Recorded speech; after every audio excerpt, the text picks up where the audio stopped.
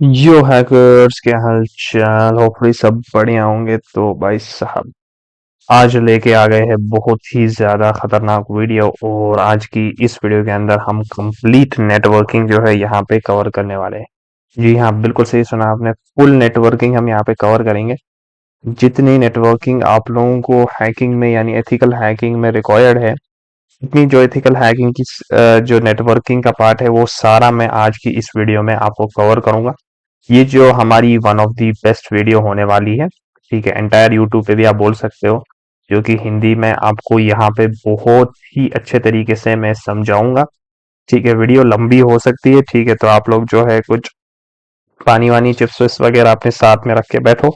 और ऐसे समझाऊंगा कि भाई आप लोगों को मजा आ जाएगा। तो आप लोगों को लगेगा ही नहीं कि भाई हम लोग पढ़ भी रहे हैं कुछ, ठीक है। तो आप लोगों को मजा आएगा पढ़ने में भी। उस तरीके से मैं पढ़ाऊंगा और बिल्कुल इजी लैंग्वेज में जो है मैं यहाँ पे आप लोगों को ये सारा जो टॉपिक्स है कवर करा दूंगा। जो कि मैंने आपको इंट्रो में दिखा दिया, वो सारे के सारे टॉपिक्स जो है यहाँ पे कवर कर लेंगे। एक एक करके सारे टॉपिक्स जो है यहाँ पे हम कवर कर लेंगे, ठीक है। तो चलो वीडियो को स्टार्ट करते हैं। और ये one of the best video मुझे लगता है यूट्यूब के अंदर होगी। अगर ये वायरल हो गई, वो आप लोगों के सपोर्ट की मदद से ही होगी। तो ये one of the best video जो हो जाएगी हमारे यूट्यूब के अंदर, ठीक है। जो कि हिंदी में आपको कंप्लीट नेटवर्किंग जो को आपको यहाँ पे एथिकल हैकिंग के लिए रिक्वायर्ड है, वो यहाँ पे हम कंप्लीट करेंगे, ठीक है। तो चलो ज़्यादा टाइम वेस्ट नहीं करते हैं, वीडियो वैसे भी बहुत ही लंबी होने वाली है। तो हम जो है अपने नोटपैड बाबा के पास चले जाते हैं, हमारा पुराने दोस्त के पास। और यहाँ से ही हम शुरुआत करते हैं, ठीक है। तो जो सबसे पहला टॉपिक हमारा है वो हमारे केबल्स का टॉपिक है, ठीक है। तो जो लास्ट टॉपिक्स में हमने वो मल्टी कास्ट वगैरह, कास्टिंग वगैरह जो है और टोपोलॉजी जो है वो ऑलरेडी कवर किया है। तो वो आप लोग वहां से देख सकते हो। बाकी जो अभी रिमेनिंग टॉपिक्स है वो सारे के सारे कवर करेंगे, ठीक है। तो सबसे पहले जो हमारे पास केबल आती है, ठीक है। केबल सबसे पहले हमारे पास आती है को एक्शियल केबल, ठीक है। को एक्शियल केबल, देखो ये वाली जो केबल होती है ना, देखो केबल जो है हम कनेक्ट करते हैं आपस में डिवाइसेस को, तो एक केबल के थ्रू ही कनेक्ट करते हैं ना। तो एक मीडियम होना चाहिए जिस मीडियम के थ्रू, ठीक है। एक आगे हमारे पास मीडियम होना चाहिए, जो मीडियम हम केबल लेते हैं जिसके थ्रू हम यहाँ पे डेटा ट्रांसफर करते हैं, ठीक है। तो इन जो केबल्स है, इसमें हमें तीन टाइप्स पढ़ने हैं इन केबल्स में। तो सबसे पहला जो केबल है, जो मीडिया है जहां से हम डेटा ट्रांसफर करते हैं, वो हमारी को एक्शियल केबल होती है, ठीक है। ये हमारी जो है ओल्डेस्ट केबल होती है। Oldest cable in the sense यार, ये बहुत पहले पहले जो है ये केबल यूज की जाती थी। अब जो है इसका ज्यादा यूज नहीं किया जाता है। ये जो है कॉमनली यूज्ड फॉर कम्युनिकेशन। भाई ये जो केबल है ये कॉमनली कम्युनिकेशन के लिए यहाँ पे यूज की जाती थी, ठीक है। इन नॉर्मल आप चलो जनरल कम्युनिकेशन के लिए ही यहाँ पे यूज की जाती थी। जैसे हमें एग्जांपल ले लूं, टीवी में जो है ये हमारा यूज किया जाता था। तो नॉर्मल ये सबसे ओल्ड केबल होती थी और ये कम्युनिकेशन पर्पसेस के लिए यहाँ पे यूज की जाती थी, जो कि हमारी कोएक्सियल केबल थी। इसमें एक खास बात थी कि it works in any environment. ये जो है किसी भी एनवायरनमेंट के अंदर जो है यहाँ पे वर्क करता है। मान लो बारिश हो गई, उसके अंदर भी ये वर्क करेगा, ठीक है। बर्फ हो गई, उसके अंदर भी एक वर्क करेगा। तो भाई ये इसकी क्या है एडवांटेज है कि भाई ये किसी भी एनवायरनमेंट के अंदर रह सकता है, हमारी तरह नहीं है, ठीक है। गर्मी हो गई तो भाई आइसक्रीम खाने चले गए, इस तरीके से, ठीक है। तो ये किसी भी एनवायरनमेंट के अंदर यहाँ पे सूटेबल होता है, ठीक है। एनवायरनमेंट की स्पेलिंग आप खुद देख लो भाई, इतना स्पेलिंग पे नहीं जाना है भाई, स्पेलिंग खुद देख लो, ठीक है। नोट यूज्ड फॉर नेटवर्किंग, ये बहुत ही इंपॉर्टेंट पॉइंट है। ये वाली जो केबल है ये नेटवर्किंग के लिए तो यूज नहीं होती थी, ये ओनली कम्युनिकेशन पर्पसेस के लिए यूज होती थी पहले पहले, ठीक। कोई पहले पहले जो केबल थी वो हमारी यही केबल थी, कोएक्शियल केबल। तो ये नेटवर्किंग के लिए यहाँ पे यूज नहीं होती थी, बल्कि ये जो है यहाँ पे हमारी कम्युनिकेशन के लिए ज्यादा यूज होती थी, ठीक है। तो इसके बाद जो नेक्स्ट हमारी केबल है ये बहुत ही ज्यादा इंपॉर्टेंट है, जिस केबल का नाम है ट्विस्टेड पेयर केबल, ठीक है। ट्विस्टेड पेयर केबल जो है हमारी नेक्स्ट केबल है। अब जब एडवांस हो गया, ठीक है, दुनिया बढ़ गई, आगे आगे चल गई, तो नई नई केबल भी आने स्टार्ट हो गए, ठीक है। तो ये जो केबल है ये हमारे जो राउटर्स होते हैं ना, राउटर्स टू स्विच में लगा सकते हैं। अगर हमें राउटर को स्विच के साथ कनेक्ट करना है, एक नेटवर्क बनाना है, उससे कम्युनिकेट करवाना है, राउटर टू स्विच, या अगर आपको स्विच स्विच टू पीसी ठीक है, स्विच टू पीसी अगर आप लोगों को कनेक्ट करना है, ठीक है, राउटर टू स्विच कनेक्ट कर रहे हैं, स्विच को पीसी के साथ कनेक्ट करना है, तो हम जो केबल यहाँ पे यूज करते हैं वो ट्विस्टेड पेयर केबल यूज करते हैं। ठीक है, इसमें क्या होता है, इसमें एक्चुअल में कलर के ट्विस्ट होते हैं। ठीक है, कलर के इसमें ट्विस्ट होते हैं, यानी जो केबल्स होते हैं उसमें जो चार पेयर होते हैं। ठीक है, टोटल जो केबल के अंदर हमारे पास चार पेयर होते हैं, और एक पेयर के अंदर हमारे पास जो है दो केबल होती है। अगर एक पेयर के पास दो केबल है तो चार पेयर के पास आठ जो है टोटल केबल यहाँ पे हमारे पास होती है। ठीक है, तो अगर मैं आप लोगों को यहाँ पे एक दिखा देता हूँ, यहाँ पे ट्विस्टेड पेयर केबल, तो जैसे ही मैंने टाइप किया आप देखो यहाँ पे, ये आप देखो ये जो है ट्विस्टेड पेयर केबल होती है, आप देखो यहाँ पे, ये देखो आठ होती है टोटल। ठीक है, जैसे मैंने आपको बता दिया ये चार पेयर होती है, ये एक पेयर हो गया हमारा। ठीक है यार, ये ऐड को क्या हो गया भाई, बीच में आ रहा है। तो ये हमारा एक पेयर हो गया, ऊपर वाला आप देखो एक पेयर हो गया, नीचे सेकंड पेयर हो गया, तीसरा और चौथा पेयर। अब एक पेयर के अंदर दो केबल्स है देखो, और कलर से यहाँ पे इनको ट्विस्ट किया गया है, यानी इसके अंदर कलर है ऑरेंज। ठीक है, ऑरेंज व्हाइट, ठीक है, ग्रीन, यहाँ पे ग्रीन व्हाइट है, यहाँ पे देखो इसी तरीके से। तो ये टोटल जो है आठ यहाँ पे होती है, तो ये ट्विस्टेड पेयर जो है हमारा यहाँ पे जो है वायर होती है। ठीक है, तो इसमें एक्चुअल में हमारा कलर कोड यूज होता है। ठीक है, कलर कोड इसमें यूज होता है, जैसा कि आपने देखा कि भाई इसमें कलर कोड ही यूज हो रहा है। तो ये देखो कलर कोड है हमारा यहाँ पे ऑरेंज व्हाइट है। ठीक है, इसी तरीके से दूसरे दूसरे कलर कोड है, तो इसमें कलर कोड यूज होता है। इसके टू टाइप्स होते हैं। ठीक है, इसके भी जो सब टाइप्स है वो दो होते हैं। सबसे पहला जो होता है वो होता है यूटीपी। यूटीपी हमारा अनशील्डेड ट्विस्टेड पेयर होता है। ठीक है, इसमें क्या होता है, एक सिंगल प्लास्टिक की कोटिंग होती है। ठीक है, यानी पेयर ऑफ, इसमें पेयर होती है कॉपर वायर की, वो वाउंड किया जाता है बाई प्लास्टिक इंसुलेटर। तो ये वाला जो हमने देखा था ना, यहाँ पे ये देखो, ये हमारा यूटीपी है, अनशील्डेड ट्विस्टेड पेयर है। तो यहाँ पे आप देख सकते हो कि भाई यहाँ पे इंसुलेशन की जाती है, इन जो पेयर पे है, ये जो हमारे पेयर है इनके ऊपर इंसुलेशन की गई है, कॉपर वायर्स के ऊपर प्लास्टिक इंसुलेशन यहाँ पे की गई है। तो हमारी ये जो है ना, ये यूटीपी में आती है। ठीक है, अनशील्डेड ट्विस्टेड पेयर के अंदर जो है ये उसका टाइप है। ठीक है, ये चीपेस्ट होती है, चीपेस्ट फॉर्म ऑफ केबल जो है ये हमारी होती है, मोस्टली यूज्ड इन लैंड। देखो सबसे ज्यादा यही यूज होती है। ठीक है, अनशील्डेड ट्विस्टेड पेयर क्यों सबसे ज्यादा यूज होती है, क्योंकि भाई ये ज्यादा कॉस्टली नहीं होती है। ठीक है, इसमें जो है ना ये ज्यादा कॉस्टली नहीं होती, इसलिए इसको ज्यादा यूज किया जाता है, क्योंकि भाई ये ज्यादा पैसे तो है नहीं सबके पास। तो ज्यादातर जो केबल्स हम यूज करते हैं राउटर्स को स्विच के साथ कनेक्ट करने के लिए, स्विच को पीसी के साथ वगैरह, तो हम अनशील्डेड ट्विस्टेड पेयर का जो है यहाँ पे यूज करते हैं। लैन के लिए इसको यूज किया जाता है। लैन हमारा होता है लोकल एरिया नेटवर्क। ठीक है, ये तो मैंने इंट्रोडक्शन पार्ट में आपको बता दिया था।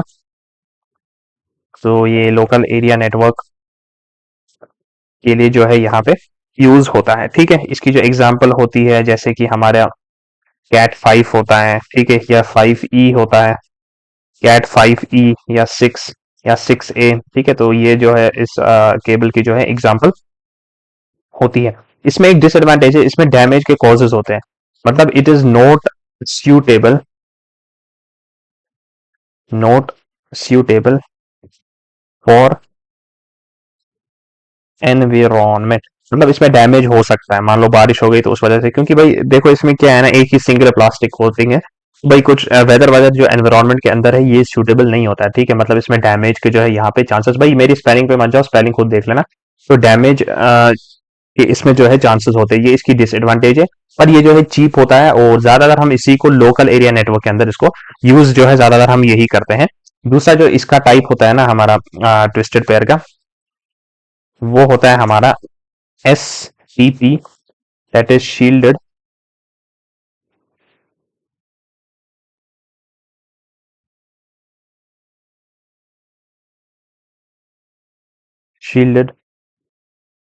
भाई ये स्पेलिंग ऐसे शायद है ना, हाँ, शील्डेड ट्विस्टेड पेयर। ठीक है, तो शील्डेड ट्विस्टेड पेयर भाई दूसरे तरह की केबल होती है, ये हमारी बट एक्सपेंसिव होती है, ठीक है। ये क्या होती है, हमारी एक्सपेंसिव होती है, ठीक है। इसकी तरह चीप नहीं होती, ये एक्सपेंसिव होती है। इसमें हमारे 3 लेयर्स होते हैं, ठीक है। कलर कोड यहाँ पर भी यूज होता है। इसमें एक बात है कि ये एक्सपेंसिव होता है, ठीक है। ये प्रोटेक्शन, इसमें एक इंपॉर्टेंट पॉइंट है, ये प्रोटेक्शन देता है फ्रॉम ईएमआई, ठीक है। ईएमआई जो अगर आप लोगों ने फिजिक्स पढ़ी होगी, that is electro magnetic interface से ये प्रोटेक्शन करता है, ठीक है। इसमें स्पीड अच्छी होती है, स्पीड और सिक्योरिटी जो है, स्पीड प्लस सिक्योरिटी, स्पीड और सिक्योरिटी जो है इसकी अच्छी होती है, इसी वजह से कॉस्टली है।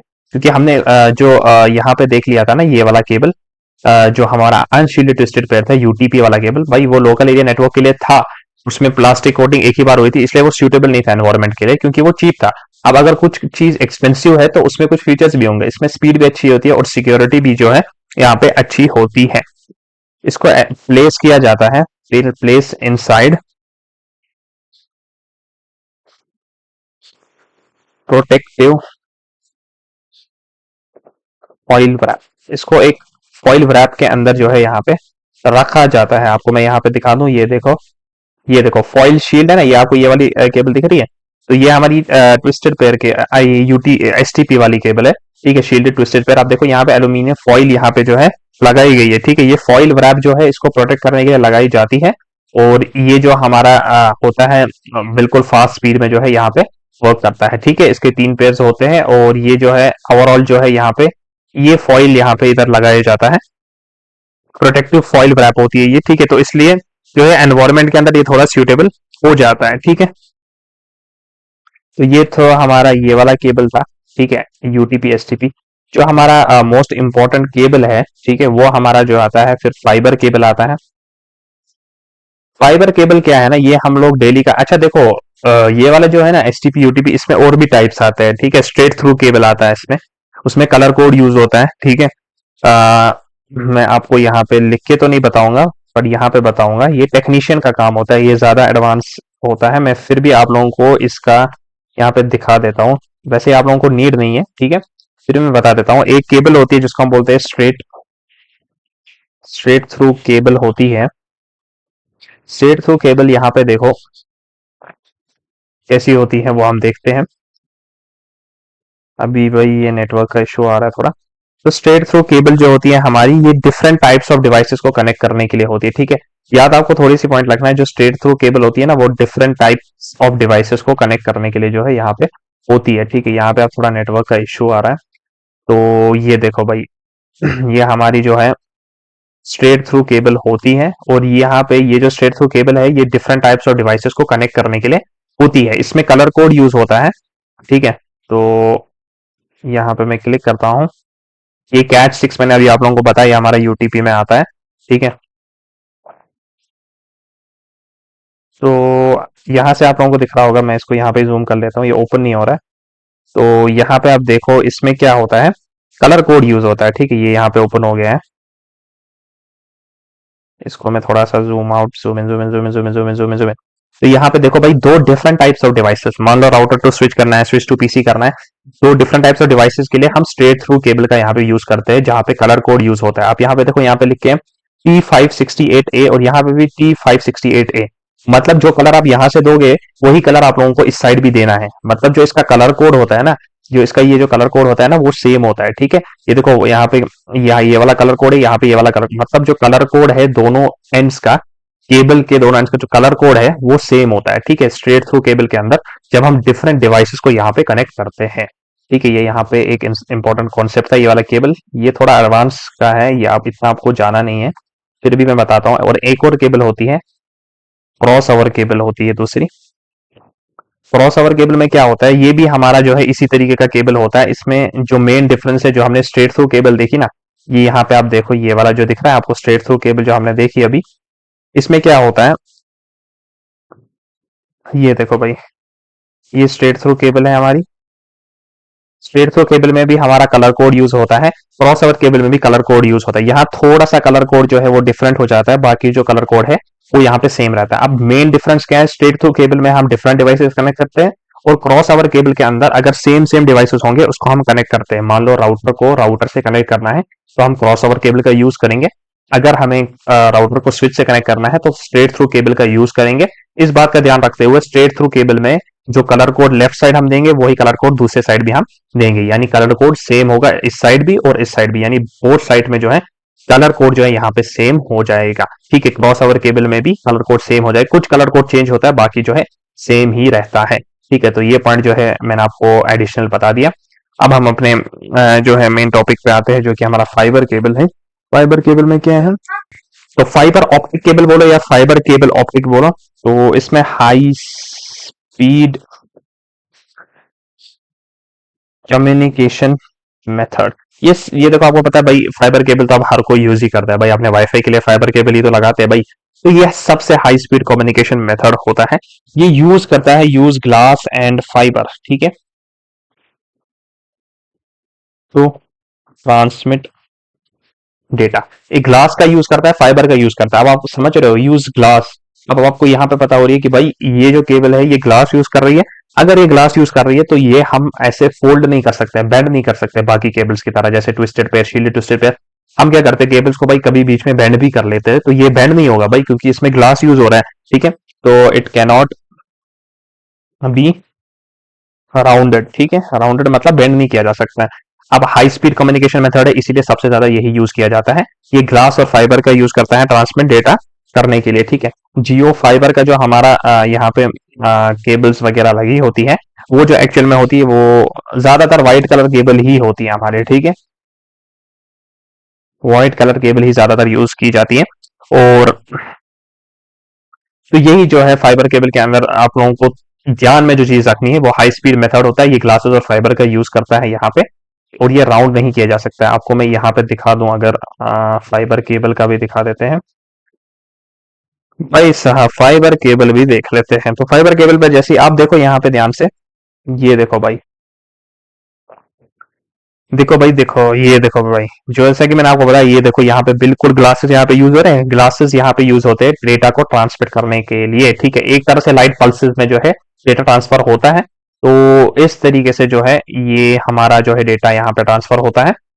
ये यहाँ पे ग्लासेस जो होते हैं ये यहाँ पे, इसी वजह से जो है ना ये बेंड नहीं हो पाता। अगर आप उसको बेंड करोगे तो आपको पता ही है भाई ग्लास लगा हुआ है तो ये बेंड नहीं हो पाएगा। ठीक है, तो इस बात का जो है आपको ध्यान रखना है। ठीक है, तो यहाँ पे जो दो तीन केबल्स है, मैंने आपको केबल्स के बारे में बता दिया, ये भी थोड़ा आप लोगों को जानना जरूरी था।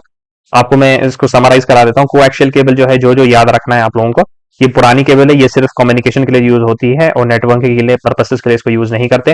दूसरी हमारी ट्विस्टेड पेयर केबल होती है। अगर आपको डिफरेंट डिवाइसेस को कनेक्ट करना है, जैसे राउटर टू स्विच को, स्विच टू पीसी को, तो हम इसमें कलर केबल जो है यहाँ पे ट्विस्टेड पेयर केबल लगाते हैं जिसमें कलर कोड होता है। टोटल जो है इसमें 8 केबल होती है और 4 पेयर होते हैं। एक पेयर के अंदर 2 केबल यहाँ पे होती है। इसके 2 टाइप्स होते हैं, एक होता है UTP unshielded twisted pair. Unshielded में क्या होता है, एक ही प्लास्टिक इंसुलेटर से इसको वाउंड किया जाता है, तो जिसकी वजह से जो है इसमें जो है एनवायरमेंट के लिए सुटेबल नहीं होता है, पर ये चीप होता है, इसलिए हम इसको लोकल एरिया नेटवर्क के अंदर यूज करते हैं। इसी तरीके से एसटीपी हमारा शील्डेड ट्विस्टेड पेयर होता है, इसमें 3 लेयर होता है, ये ज्यादा एक्सपेंसिव होता है, ये जो है ईएमआई से प्रोटेक्ट करता है। अगर ये एक्सपेंसिव है तो ये स्पीड और सिक्योरिटी भी यहाँ पे प्रोवाइड कर देता है। इसको एक फॉइल व्रैप के अंदर यहाँ पे प्रोटेक्ट किया जाता है। ठीक है, इस केबल को। इसके बाद फाइबर केबल है और 2 एक्स्ट्रा केबल भी बताई मैंने आपको। ठीक है, स्ट्रेट थ्रू केबल में same devices, cross over cable में डिफरेंट डिवाइसेस कनेक्ट करना।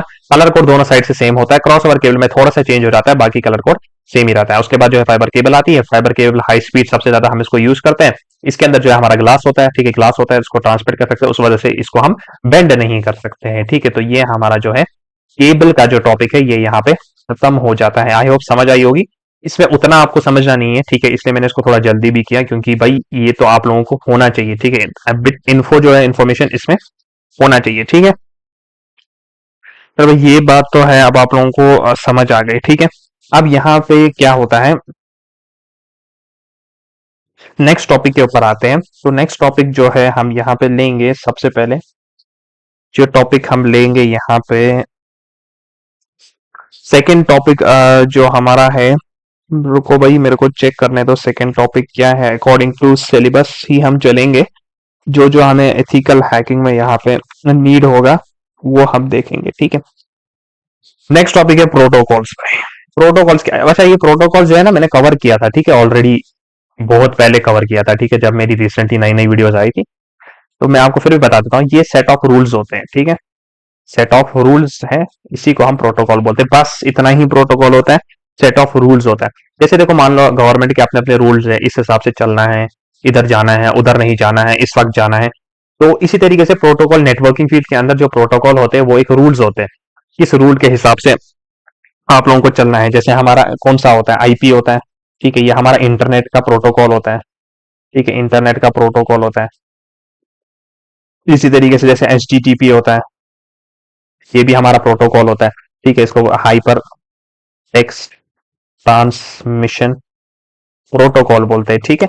ये प्रोटोकॉल क्या है, ये एक सेट ऑफ रूल्स है, एक रूल दिया जाता है, जैसे हर किसी में तो रूल्स होंगे ना, according to rules and regulation ही सब कुछ चलेगा, ठीक है। तो जैसे इसी तरीके से आपको बस प्रोटोकॉल में ये चीज याद रखनी, ये क्या होती है, सेट ऑफ रूल्स होता है यहाँ पे, ठीक है। जैसे एक आर्मी को भी एक सेट ऑफ रूल्स बताया जाता है, भाई सुबह इतने बजे उठना है, 6 बजे उठना है, फिर 5 बजे ये करना है, 6 बजे ये करना है, 7 बजे यहाँ जाना है, ट्रेनिंग है 8 बजे। तो ये एक सेट ऑफ रूल्स, इसी तरीके से नेटवर्किंग फील्ड के अंदर भी जो है हमारे पास प्रोटोकॉल्स होते हैं, यानी एक सेट ऑफ रूल्स होते हैं, ठीक है। तो सेट ऑफ रूल्स के बारे में इतना, आपको प्रोटोकॉल्स के बारे में थोड़ा बेसिक इन्फो जो है रखना है कि भाई प्रोटोकॉल एक्चुअल में होते क्या है, ये एक सिर्फ सेट ऑफ रूल्स होते हैं, ठीक है। इसके बाद केबल्स आता है, केबल्स हमने कवर कर लिया। अब जो हमारा मोस्ट इंपॉर्टेंट टॉपिक है, सबसे ज्यादा इंपॉर्टेंट टॉपिक जो है वो हम भी स्टार्ट करेंगे, दैट इज हमारा ओएसआई मॉडल, ठीक है। ओएसआई मॉडल समझना बहुत ही ज्यादा जरूरी है, ठीक है। अब ओएसआई मॉडल जो है ये डेवलप किया था, डेवलप्ड बाय आईएसओ। आईएसओ का जो फुल फॉर्म है that is international organization of standardization. तो ये इन लोगों ने डेवलप किया था। अच्छा, ओएसआई मॉडल, क्या ओएसआई का फुल फॉर्म क्या होता है, ओएसआई का फुल फॉर्म होता है open system interconnect model, ठीक है। देखो ये जो ओएसआई मॉडल होता है ना, ये एक रेफरेंस मॉडल होता है, ठीक है। क्या होता है, रेफरेंस मॉडल। ये हमारा एक रेफरेंस मॉडल होता है, ये हम सिर्फ नेटवर्किंग को समझने के लिए यहाँ पे पढ़ते हैं कि नेटवर्क एक्चुअल में वर्क कैसे होता है, मतलब चल कैसे होता है, डेटा कैसे जा रहा है, हमारे पास डेटा कैसे आ रहा है, हम कैसे देख रहे हैं, सेशंस कैसे मैनेज हो रहे हैं, एप्लीकेशन कैसे आ रहा है, नेटवर्क कैसे काम कर रहा है, आईपी एड्रेसिंग कैसे हो रही है, मैक एड्रेसिंग कैसे हो रही है। ये एक रेफरेंस मॉडल होता है, ठीक है। इसका कोई फिजिकल जो है ना, फिजिकल अपीयरेंस, इसकी कोई फिजिकल अपीयर, ये स्पेलिंग क्या है, अपीयर है, अपीयरेंस, ठीक है, इसकी कोई फिजिकल अपीयरेंस नहीं होती है, ठीक है। ये एक हम टीचिंग पर्पसेस के लिए इसको यहाँ पे लेते हैं, ताकि पूरा नेटवर्किंग जो है हमें यहाँ पे समझ में आए कि एक्चुअली में होता क्या है, ठीक है। एक्चुअली में क्या बोलता है, ये एक्सप्लेन करता है हाउ इंटरनेट वर्क्स, एक्चुअल में इंटरनेट चल कैसे रहा है, और जो डेटा है वो फ्लो कैसे हो रहा है, and how the data flows, ठीक है। तो यहाँ पे ओएसआई मॉडल जो है ये हमारा डेवलप किया था इंटरनेशनल ऑर्गेनाइजेशन स्टैंडर्डाइजेशन ने। ओएसआई जो इसका फुल फॉर्म है, ओपन सिस्टम इंटरकनेक्ट है, ये एक रेफरेंस मॉडल है जो कि टीचिंग पर्पसेस के लिए यहाँ पे यूज होता है, जिससे हमें समझ आती है, इसकी कोई फिजिकल अपीयरेंस नहीं होती, ठीक है। तो यहाँ पे नो लिख देते हैं, ये फिजिकल अपीयरेंस क्या लिखा है मैंने भाई, ये क्या हो रहा है, ये क्या हो रहा है भाई। अच्छा चलो भाई, इसको क्या करेंगे, ऐसे करते हैं, हाँ चलो सही है। तो इसकी कोई फिजिकल अपीयरेंस नहीं होती, ये बस बताता है कि हमारा इंटरनेट एक्चुअल में चल कैसे रहा है, डेटा कैसे फ्लो हो रहा है, ठीक है। तो ये जो है इसका बेसिक होता है इसके बारे में, ठीक है। अच्छा, ये थोड़ा यूजफुल होता है ट्रबल शूटिंग के लिए, ठीक है, ये एक पॉइंट याद रख लेना, it's useful for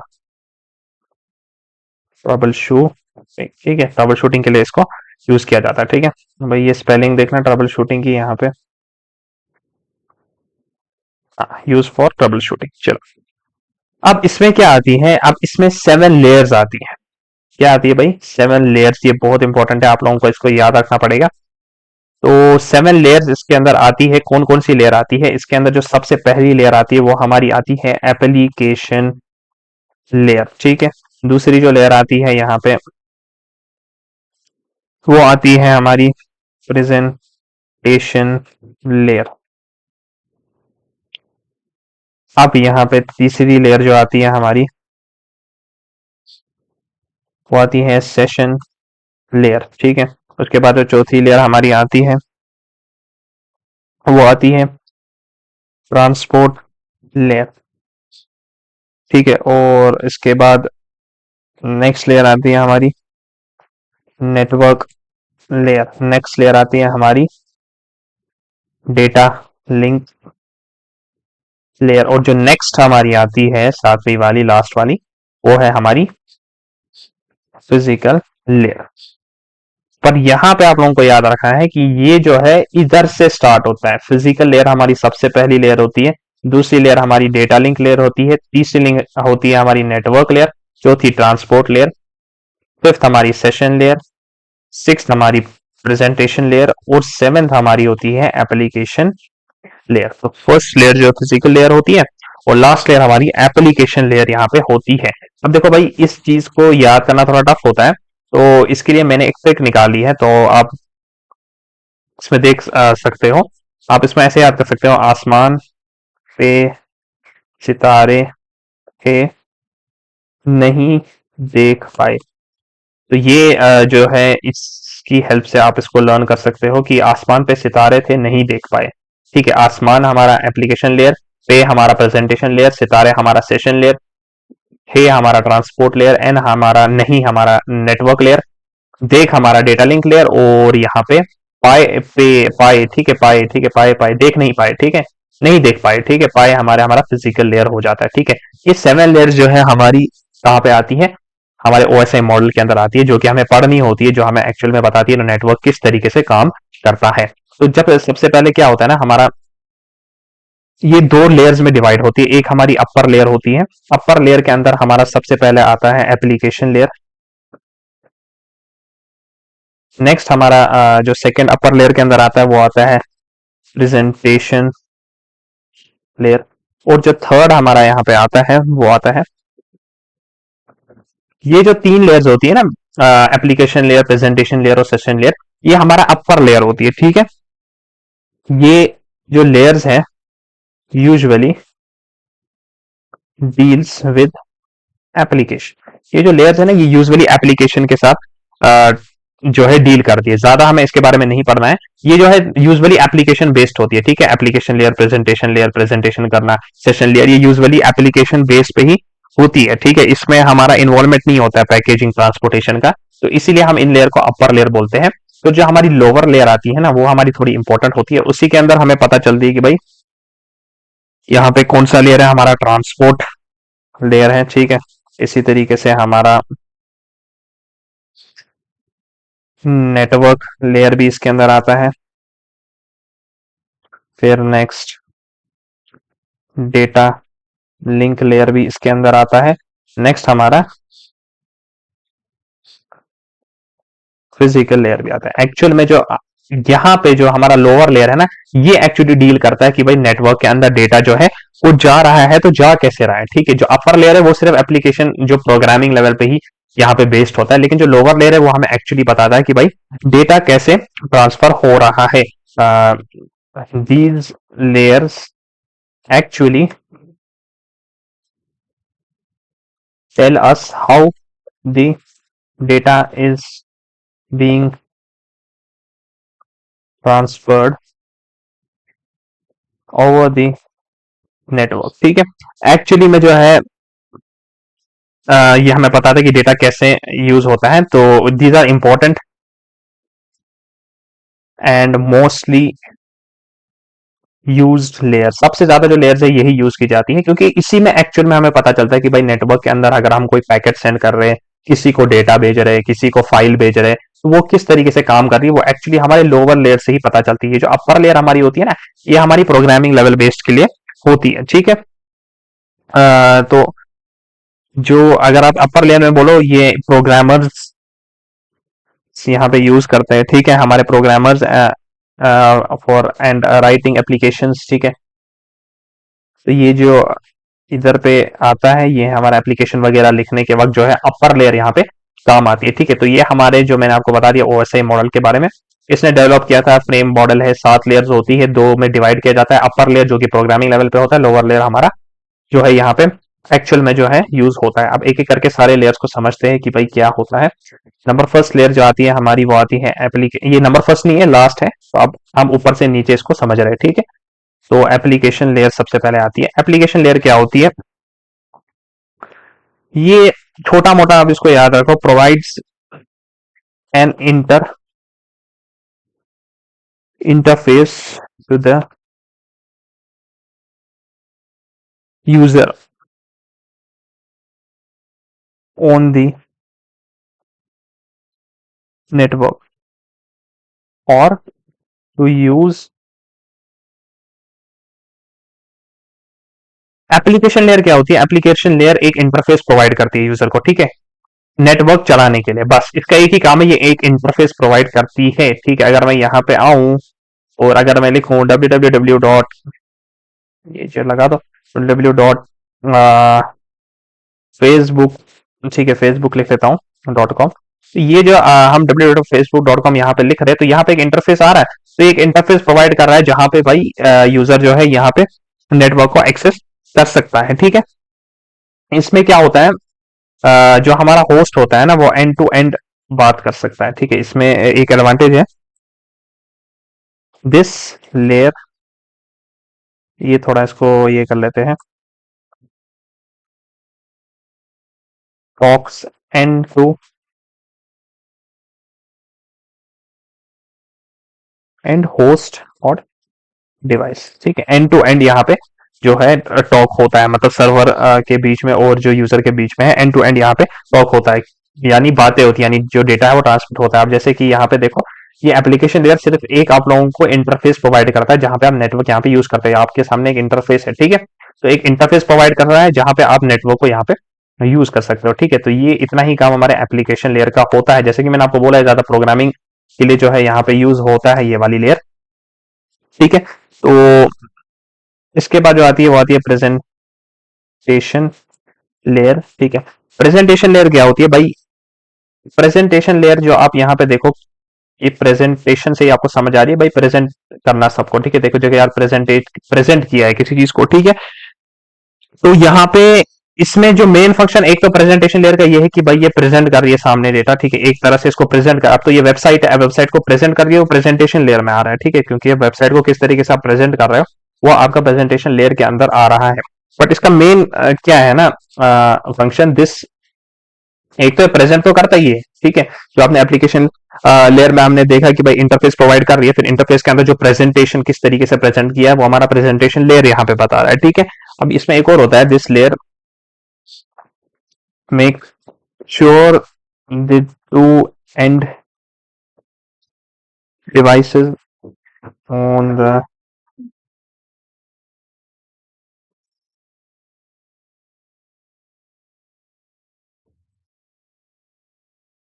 on the this layer make sure that two ends on the network can talk to each other and understand each other। इसका मतलब क्या हुआ, अभी देखो मैं आपको अच्छे से इसको समझाता हूँ। regardlessly the OS, ठीक है। देखो समझो, एप्लीकेशन लेयर में क्या हुआ कि एप्लीकेशन लेयर के अंदर एक इंटरफेस प्रोवाइड किया, इतना आपको समझ में आ गई। प्रेजेंटेशन लेयर क्या करता है, उसको किस तरीके से प्रेजेंट करता है, आप वही चीज यहाँ पे देखी हुई है थोड़ा अच्छी लैंग्वेज में। This layer make sure that two end devices on the network, जो जो दो डिवाइसेस हमारे नेटवर्क के अंदर है वो आपस में बात कर सके, कम्युनिकेट कर सके। ऐसा नहीं हो कि आप कुछ भी प्रेजेंट कर रहे हो, उसमें कुछ बकवास लिख दो और वो यूजर के सामने उसको पेश कर दो, यूजर को कुछ समझ ही नहीं आएगी।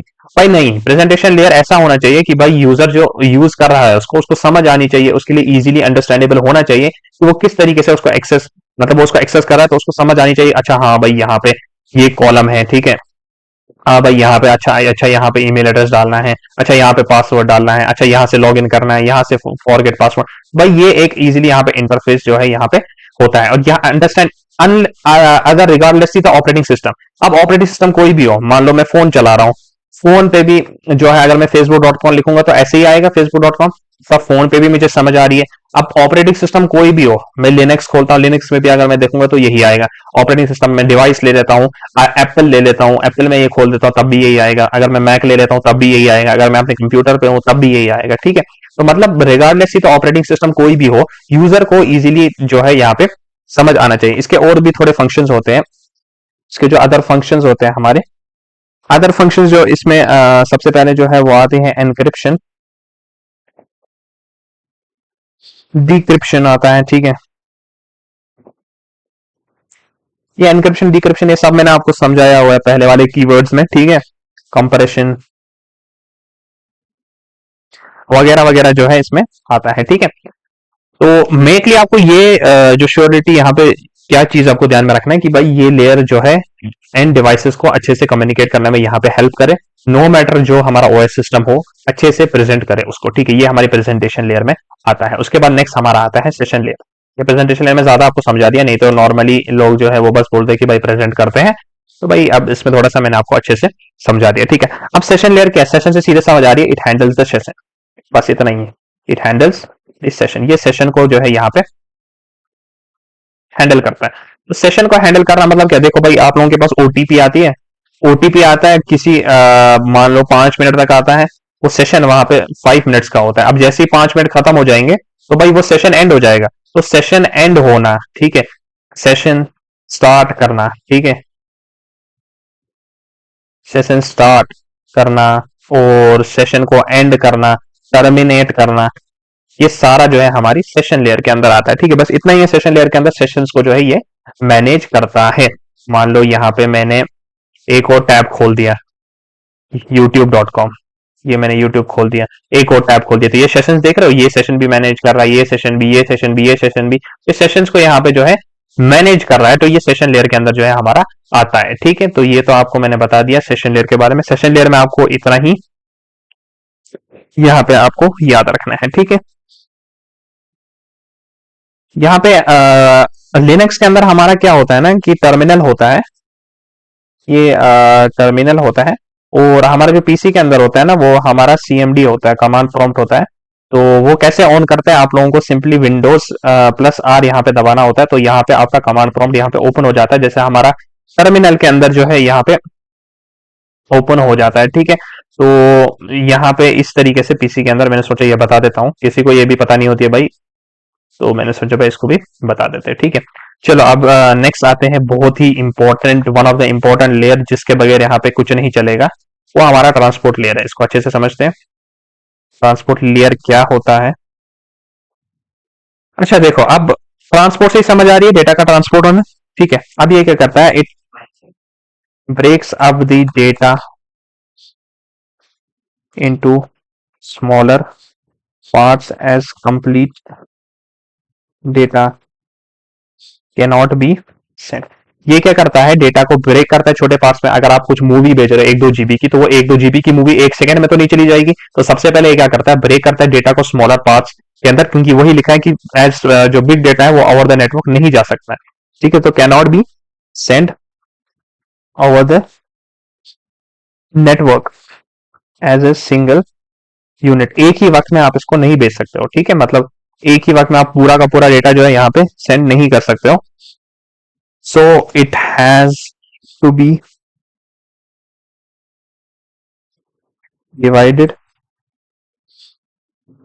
into many smaller units called data units। तो क्या होता है, देखो अगर हम कोई मूवी वगैरह सेंड कर रहे हैं किसी को, तो वो मूवी एक साथ तो एक ही वक्त में सारी मूवी तो नहीं जाएगी भाई, वो डेटा ब्रेक हो जाएगा। ठीक है, अब कैसे क्या होता है, पूरी मूवी एक साथ सेंड नहीं होगी 1 सेकंड के अंदर। तो एक्चुअली में क्या होता है, डेटा स्मॉलर पार्ट्स के अंदर यहाँ पे ब्रेक होता है, क्योंकि जो कंप्लीट डेटा जो यहाँ पे सेंड नहीं हो सकता, तो यहाँ पे छोटे छोटे जो पार्ट्स में है हमारा यहाँ पे डेटा जो है ब्रेक हो जाता है। तो उसी जो छोटे डिवाइड हो जाता है छोटे छोटे यूनिट्स में, उस यूनिट को हम बोलते हैं डेटा यूनिट। ठीक है, तो यही है, इसमें आपको समझना है। So it has to be divided into many smaller units, ये स्मॉलर यूनिट्स में डिवाइड होता है। जिन यूनिट्स को हम यहाँ पे डेटा यूनिट्स कहते हैं। ठीक है, बिफोर ट्रांसमिशन। ठीक है, ये ट्रांसमिशन से पहले होता है।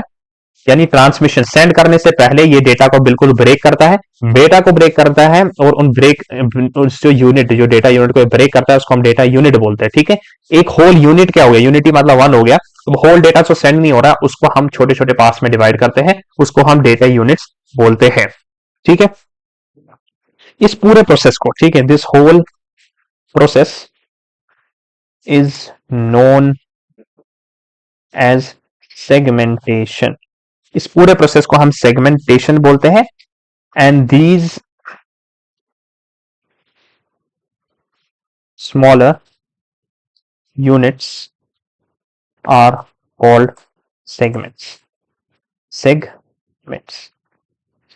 ट्रांसपोर्ट लेयर का यही काम होता है, कुछ नहीं होता है, डेटा को ट्रांसपोर्ट करना होता है, हम कुछ सेंड करते हैं, वो पहले छोटे छोटे यूनिट्स में ब्रेक होता है जिसको हम डेटा यूनिट बोलते हैं। बिफोर सेंडिंग वो सारा वो डेटा वहां पे ब्रेक होता है, इस सारी प्रोसेस को हम बोलते हैं सेगमेंटेशन। और जो ये स्मॉलर डेटा की यूनिट्स है इनको हम सेगमेंट्स बोलते हैं। इसी वजह से it establish end to end encryption, ठीक है, एनक्रिप्शन, ठीक है, एंड टू एंड एनक्रिप्शन। जैसे व्हाट्सएप में बताता है ना एंड टू एंड एनक्रिप्शन है, तो भाई वहां पे ट्रांसपोर्ट लेयर का यूज हो रहा है, मतलब अगर हम डेटा सेंड कर रहे हैं, किसी को कोई फाइल सेंड कर रहे हैं, तो क्या हो रहा है, डेटा एक साथ थोड़ी सेंड हो रहा है, पहले ब्रेक हो रहा है छोटे छोटे यूनिट्स में, इसलिए एंड टू एंड यहाँ पे कनेक्टिविटी यहाँ पे एस्टेब्लिश कर सकता है। अब अगर डेटा यूनिट्स है, डेटा यूनिट्स का शॉर्ट फॉर्म डी यू होता है, ठीक है, अगर मैं डी यू कहीं पे लिखूं तो उसका मतलब डेटा यूनिट यहाँ पे होता है, ठीक है। अब यहाँ पे क्या होता है, जो हमारी लेयर्स है, ठीक है, ठीक है, अब मैं जो है वापस तो लिखूंगा नहीं इतना सारा भाई, उसको थक जाएगा, तो हम क्या करेंगे, ये जो लेयर है इसको मैं कॉपी कर लेता हूँ, ये लेयर है इसको मैं कॉपी करता हूँ और नीचे आते हैं, ये लेयर है, ठीक है। इस लेयर का अपना डेटा होगा, ठीक है ना। इस लेयर का जो है अपना डेटा होगा, मतलब डेटा यूनिट होगा इसमें, ठीक है, अपना डेटा होगा। प्रेजेंटेशन लेयर का अपना डेटा यूनिट होगा, ठीक है,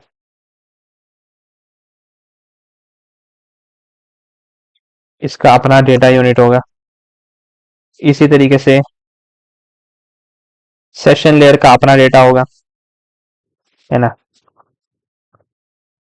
इसी तरीके से हमारा ट्रांसपोर्ट लेयर में अपना होगा।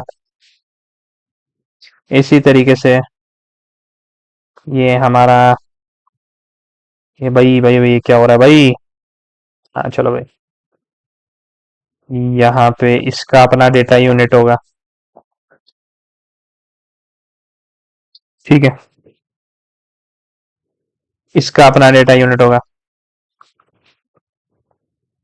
इसी तरीके से इसका अपना डेटा यूनिट होगा।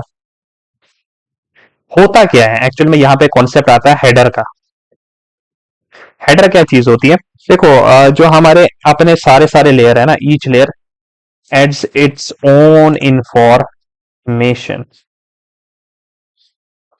With the main data. हर कोई लेयर है वो अपनी एक इंफॉर्मेशन जो है ऐड करती है मेन डेटा के साथ, ठीक है। इसको हेडर क्यों बोलते हैं, इट इज नोन एज, अभी समझाता हूँ, एक करो वेट करो, it is known as header because it is processed before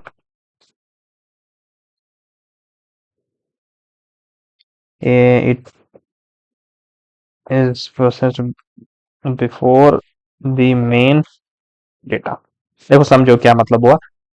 apply हमने बोला कि भाई डेटा यूनिट्स में जो है ये डिवाइड हो जाता है, जो हमारा डेटा हम सेंड करते हैं वो डेटा यूनिट्स के अंदर डिवाइड होता है, प्रोसेस को सेगमेंटेशन बोलते हैं, स्मॉलर यूनिट्स को सेगमेंट बोलते हैं, और ये ट्रांसपोर्ट लेयर के अंदर आता है। अब एक्चुअली क्या होता है, देखो सारे लेयर से सबका अपना अपना डेटा होगा, ठीक है। एप्लीकेशन लेयर का अपना डेटा है, प्रेजेंटेशन लेयर का अपना है, सेशन लेयर का अपना डेटा है, ट्रांसपोर्ट लेयर का अपना डेटा है, नेटवर्क लेयर का भी अपना है डेटा, लेकिन इसी तरीके से सारे का अपना डेटा है। बट इन डेटा से पहले ना, ये जो डेटा से पहले है ना, यहाँ पे हेडर लगता है, ठीक है, क्या लगता है, हेडर लगता है। हर डेटा से पहले यहाँ पे क्या लगेगा, एक हेडर लगेगा, ठीक है, हेडर। और यहाँ पे भी हेडर, हेडर,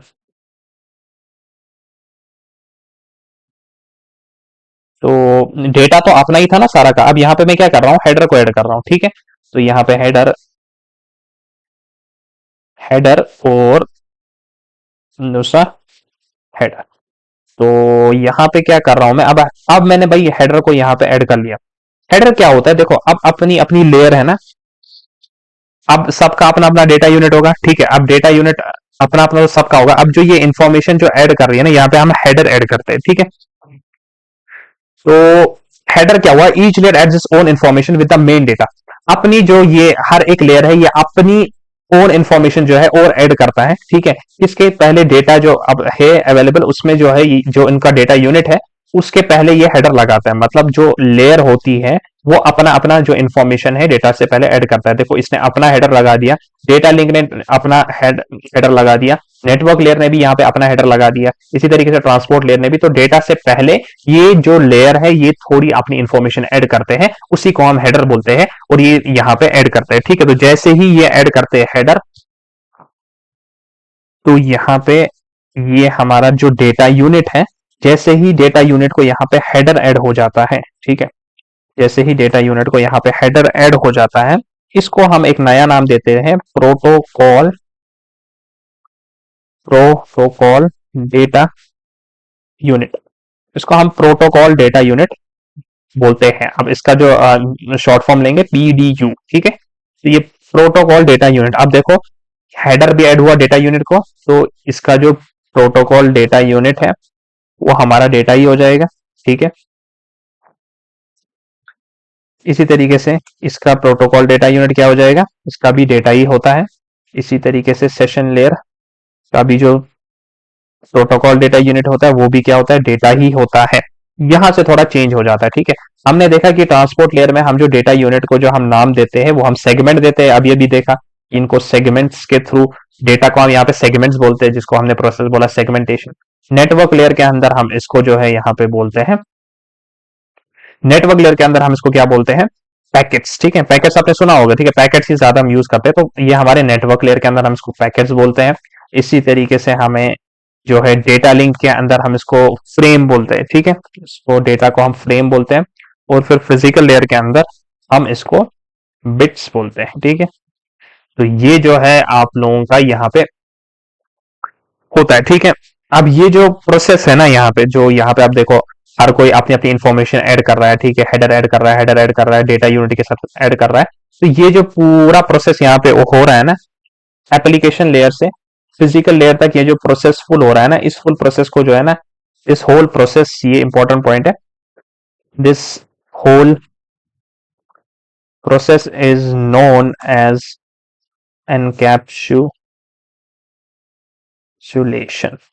इसी प्रोसेस को हम एनकैप्सुलेशन बोलते हैं। मतलब डेटा के बीच में हेडर ऐड हो रहा है, हेडर ऐड हो रहा है, ऐड हो रहा है, ऐड हो रहा है। तो ये एप्लीकेशन लेयर से फिजिकल लेयर तक जो ये सारा ऐड हो रहा है, इसको हम एनकैप्सुलेशन बोलते हैं। यहाँ पे कंफ्यूज नहीं होना है। हेडर हमने डेटा यूनिट को अगर ऐड किया, उसको हम प्रोटोकॉल डेटा यूनिट बोलते हैं। एप्लीकेशन लेयर को, एप्लीकेशन लेयर में डेटा को डेटा ही बोलते हैं। पहले तीन को डेटा ही बोलते हैं। जैसे ट्रांसपोर्ट लेयर में आते हैं, डेटा को हम सेगमेंट्स बोलते हैं। डेटा लिंक लेयर में आते हैं तो डेटा को हम, नहीं, नेटवर्क लेयर में हम पैकेट्स बोलते हैं, डेटा लिंक लेयर में फ्रेम बोलते हैं, और हम फिजिकल लेयर में इसको बिट्स बोलते हैं, ठीक है। तो ये एनकैप्सुलेशन वगैरह का जो कॉन्सेप्ट है यहाँ पे मैंने आपको बता दिया, और हेडर क्या होता है, किस तरीके से ये एक्चुअल में वर्क करता है, ये मैंने आपको बता दिया, ठीक है। अब इसका उल्टा होता है, ठीक है। अगर अब यहां से जब डेटा रिसीव होगा, तो ये अब उल्टा प्रोसेस अगर फिजिकल लेयर से एप्लीकेशन लेयर की तरफ गया, तो हम उसको डीकैप्सुलेशन बोलते हैं। वो आपको अभी उतना ध्यान में नहीं रखना है। एनकैप्सुलेशन आप समझ गए, ठीक है। एनकैप्सुलेशन क्या, इसी प्रोसेस को हम एनकैप्सुलेशन बोलते हैं, जो अपना अपना हेडर इन्फॉर्मेशन जो यहाँ पे ऐड कर रहा है, तो हम ये बोलते हैं। आप लोगों को याद क्या रखना है, protocol data unit, data unit याद रखना है क्या होता है और किस तरीके से ये एक्चुअल में जो है काम करता है, ठीक है।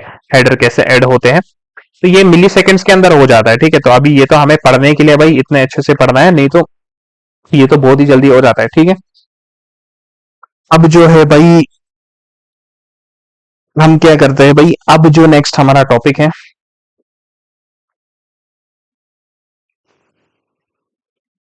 टॉपिक नहीं है, हमें यहाँ पे डेटा लिंक लेयर पढ़नी है ना। अब डेटा लिंक लेयर, इसमें आपको कुछ भी ज्यादा याद नहीं रखना है। डेटा लिंक लेयर में आपको क्या याद रखना है, डेटा लिंक लेयर में ये कुछ नहीं करता, ये एक ही चीज करता है, डिफाइंस मैक एड्रेसिंग।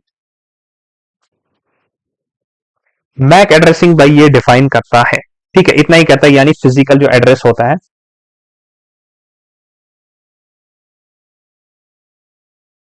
ये यही डिफाइन करता है। मैक एड्रेसिंग क्या है, हर डिवाइस के लिए अलग अलग होता है ना, मैक एड्रेस सबके लिए यूनिक होता है, ठीक है। तो अगर मैं विंडोज प्लस आर पे आ जाऊं और यहाँ पे शो मैक पे अगर मैं कमांड डाल दूं यहाँ पे, भाई इसको शो मैक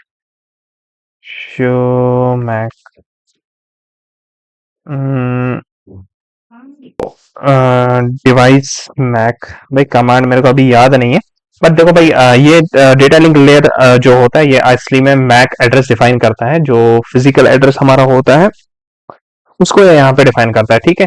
तो देखो मैक एड्रेस जो हर डिवाइस के लिए वो यूनिक होता है, तो डेटा लिंक लेयर बस एक ही काम करता है, ये मैक एड्रेसिंग यहाँ पे डिफाइन करता है। अच्छा, और ये एक और करता है, कंट्रोल्स एरर डिटेक्शन।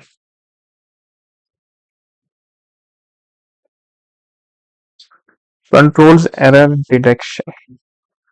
डिटेक्शन को भाई ये कंट्रोल करता है, ठीक है। मतलब अगर मान लो इसमें एक चीज होती है जिसको हम सीआरसी बोलते हैं, सीआरसी का जो फुल फॉर्म होता है वो होता है साइक्लिक रिडंडेंसी चेक, ठीक है, ये इसका फुल फॉर्म होता है। तो यहाँ पे क्या होता है, ये एरर डिडक्शन को मेंटेन करता है, कोई एरर तो नहीं है, ठीक है, डेटा ट्रांसफर होने में। तो यहाँ पे ये एक प्रोसेस यूज करता है जिसको हम सीआरसी बोलते हैं, उसका जो फुल फॉर्म होता है वो होता है साइक्लिक रिडंडेंसी चेक, ठीक है। तो यहाँ पे यूज करता है, इन छोटा छोटा मोटा मोटा आपको याद रखना है कि डेटा लिंक लेयर के अंदर मैक एड्रेसिंग डिफाइन होता है, और ये अगर कोई एरर वगैरह होता है वो वगैरह चेक कर लेता है, ठीक है। इसके थ्रू करता है वो सीआरसी, यहाँ पे प्रोसेस होता है साइक्लिक रिडंडेंसी चेक यहाँ पे करता है, ठीक है। इसके बाद जो लास्ट लेयर जो है हमारी, लास्ट लेयर नहीं मतलब ये पहली लेयर है, अब हमने अप टू डाउन कर लिया इसको तो थोड़ा। तो अब यहाँ पे आती है फिजिकल फिजिकल लेयर जो है ये हमारी लास्ट लेयर। अब फिजिकल है तो फिजिकल चीजें यूज होगी ना, जैसे हमारी केबल हो गई, जैसे कि मैंने आपको बताया मीडियम केबल के बारे में पहले ही पढ़ा, तो ये फिजिकल लेयर में आती है, ठीक है। ऑप्टिकल फंक्शन वगैरह, ठीक है, वायरलेस फ्रीक्वेंसी वगैरह, तो ये सब किधर आ रहा है, ये हमारी फिजिकल लेयर के अंदर आ रही है। तो फिजिकल लेयर में फिजिकल चीजें आएगी, डेटा लिंक लेयर में मैक एड्रेस डिफाइन होता है, अगर कोई एरर वगैरह होगा वो यहाँ पे जो है डिटेक्ट हो जाता है, और साइक्लिक रिडंडेंसी चेक यहाँ पे एक प्रोसेस यूज होता है, तो जिसकी मदद से अगर कुछ यहाँ पे एरर वेरर होता है वो यहाँ पे सॉल्व हो जाता है, ठीक है। तो यहाँ पे सारी लेयर्स के बारे में मैंने समझा दिया। ट्रांसपोर्ट लेयर थोड़ी इंपॉर्टेंट है, वो आपको याद रखनी है, ठीक है। तो यहाँ पे ये सारा जो है आपको मैंने बता दिया, ठीक है। अब जो है हमारा नेक्स्ट मॉडल आता है टीसीपी आईपी मॉडल, ये बहुत इंपॉर्टेंट मॉडल है। तो टीसीपी आईपी मॉडल आता है हमारा, और इसमें हमारे 4 ही लेयर्स होते हैं। अब ये इजी हो जाएगा समझना, अगर आपको ओएसए मॉडल समझ आ गया तो इसमें अब कुछ भी नहीं है उतना। इसमें 4 लेयर होती है। जो पहली लेयर होती है वो हमारी एप्लीकेशन लेयर होती है, ठीक है, जो हमने उसमें भी देखी। बट इस एप्लीकेशन लेयर के अंदर क्या क्या आता है, ठीक है, इस एप्लीकेशन लेयर के अंदर हमारा सेशन लेयर भी आता है, एक तो सेशन लेयर आता है, दूसरा हमारा यहाँ पे प्रेजेंटेशन लेयर आती है, ठीक है। इसमें 4 ही लेयर्स होती है। जो सबसे पहली जो लेयर होती है वो हमारी एप्लीकेशन लेयर होती है, उसके अंदर हमारी सेशन लेयर जो है वो इंक्लूडेड ही होती है, और प्रेजेंटेशन लेयर भी यहाँ पे इंक्लूडेड होती है। इसके अंदर कुछ प्रोटोकॉल्स वगैरह यूज होते हैं एप्लीकेशन लेयर के अंदर, वो होते हैं हमारे एच टी टी पी का जो पोर्ट नंबर होता है वो 80 होता है, ठीक है। Port number end to end connectivity के लिए होता है, तो इसका जो पोर्ट नंबर होता है वो हमारा 80 होता है। इसके अंदर जो प्रोटोकॉल्स आते हैं, ठीक है, वो मैं आपको बता रहा हूँ कौन कौन से प्रोटोकॉल जो है इसके अंदर यूज होते हैं। तो ये कॉमा किधर गया भाई, कॉमा भाई, कॉमा कॉमा, बढ़िया है भाई, कॉमा ही नहीं मिल रहा है। हाँ चलो भाई, HTTPS जो है यहाँ पे यूज होता है। इसका जो पोर्ट नंबर होता है वो हमारा 443 होता है। पोर्ट नंबर्स 2-3 के आपको याद रखने हैं, ठीक है। HTTP का full form hyper text transmission protocol होता है, आई होप इतना पता होगी। और HTTPS का hyper text transmission protocol secure होता है, ठीक है। तो ये तो आपको हो गया, ये दोनों तो आपको पता ही थी। और भी यहाँ पे यूज होता है, एक मिनट भाई, ये एयरफोन में थोड़ी गड़बड़ हो गई। अच्छा, हाँ, एप्लीकेशन लेयर के अंदर हमारे सेशन लेयर प्रेजेंटेशन लेयर भी आते हैं। इसके अंदर कुछ प्रोटोकॉल्स होते हैं। HTTP जिसका पोर्ट नंबर जो है वो हमारा 80 होता है। HTTPS जिसका पोर्ट नंबर जो है वो हमारा क्या होता है, 443 होता है, ठीक है। अगर मैं यहां पे आऊं पोर्ट नंबर्स,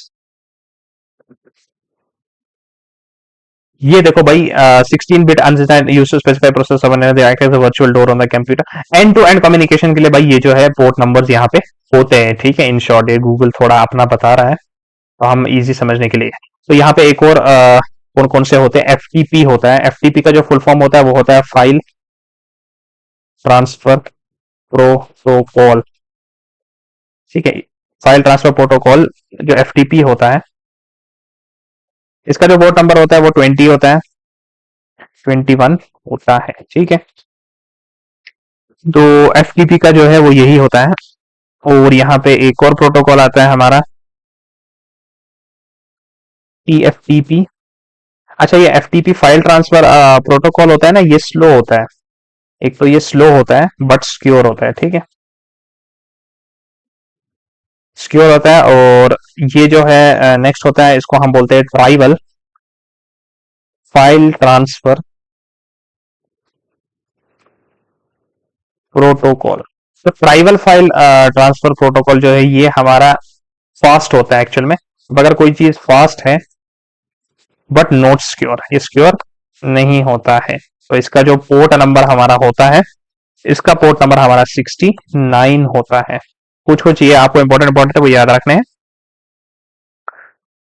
तो यहाँ पे एक और आता है पॉप आता है। पॉप का जो फुल फॉर्म होता है वो पोस्ट ऑफिस प्रोटोकॉल होता है, ठीक है। इसका जो पोर्ट नंबर होता है वो 110 होता है, ठीक है। ये मेल को रिसीव करने के लिए होता है, टू रिसीव मेल, ठीक है। ये वाला प्रोटोकॉल होता है। नेक्स्ट जो होता है वो होता है एस एम टीपी, ठीक है। एस एम टीपी प्रोटोकॉल जो होता है, इसका जो पोर्ट नंबर होता है वो 25 होता है। Port number end to end connectivity के लिए होता है। तो इसका जो फुल फॉर्म होता है वो होता है सिंपल मेल ट्रांसफर प्रोटोकॉल। ये वाला प्रोटोकॉल इसके अंदर आता है, ठीक है। नेक्स्ट जो हमारा प्रोटोकॉल यहाँ पे इंपॉर्टेंट वाला है वो मैं आपको बता देता हूँ।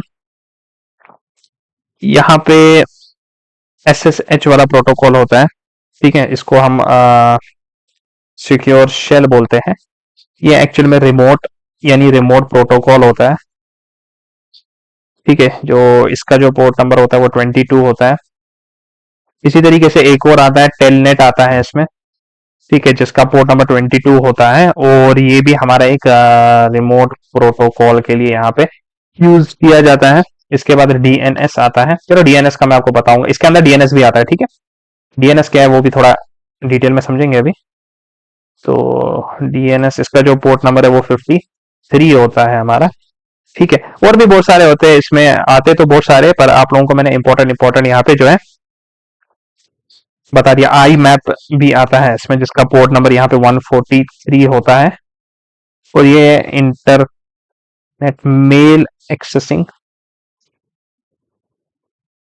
प्रोटोकॉल में से एक आता है, ठीक है। चलो ये जो है आपको मैंने बता दिया कि टीसीपी आईपी मॉडल जो होता है, मैं इसको आपको डिटेल में अभी समझाऊंगा।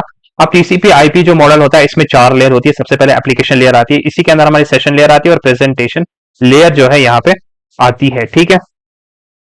अच्छा, यहाँ पे कुछ स्किप हो गया क्या? कुछ स्किप हो गया फिजिकल,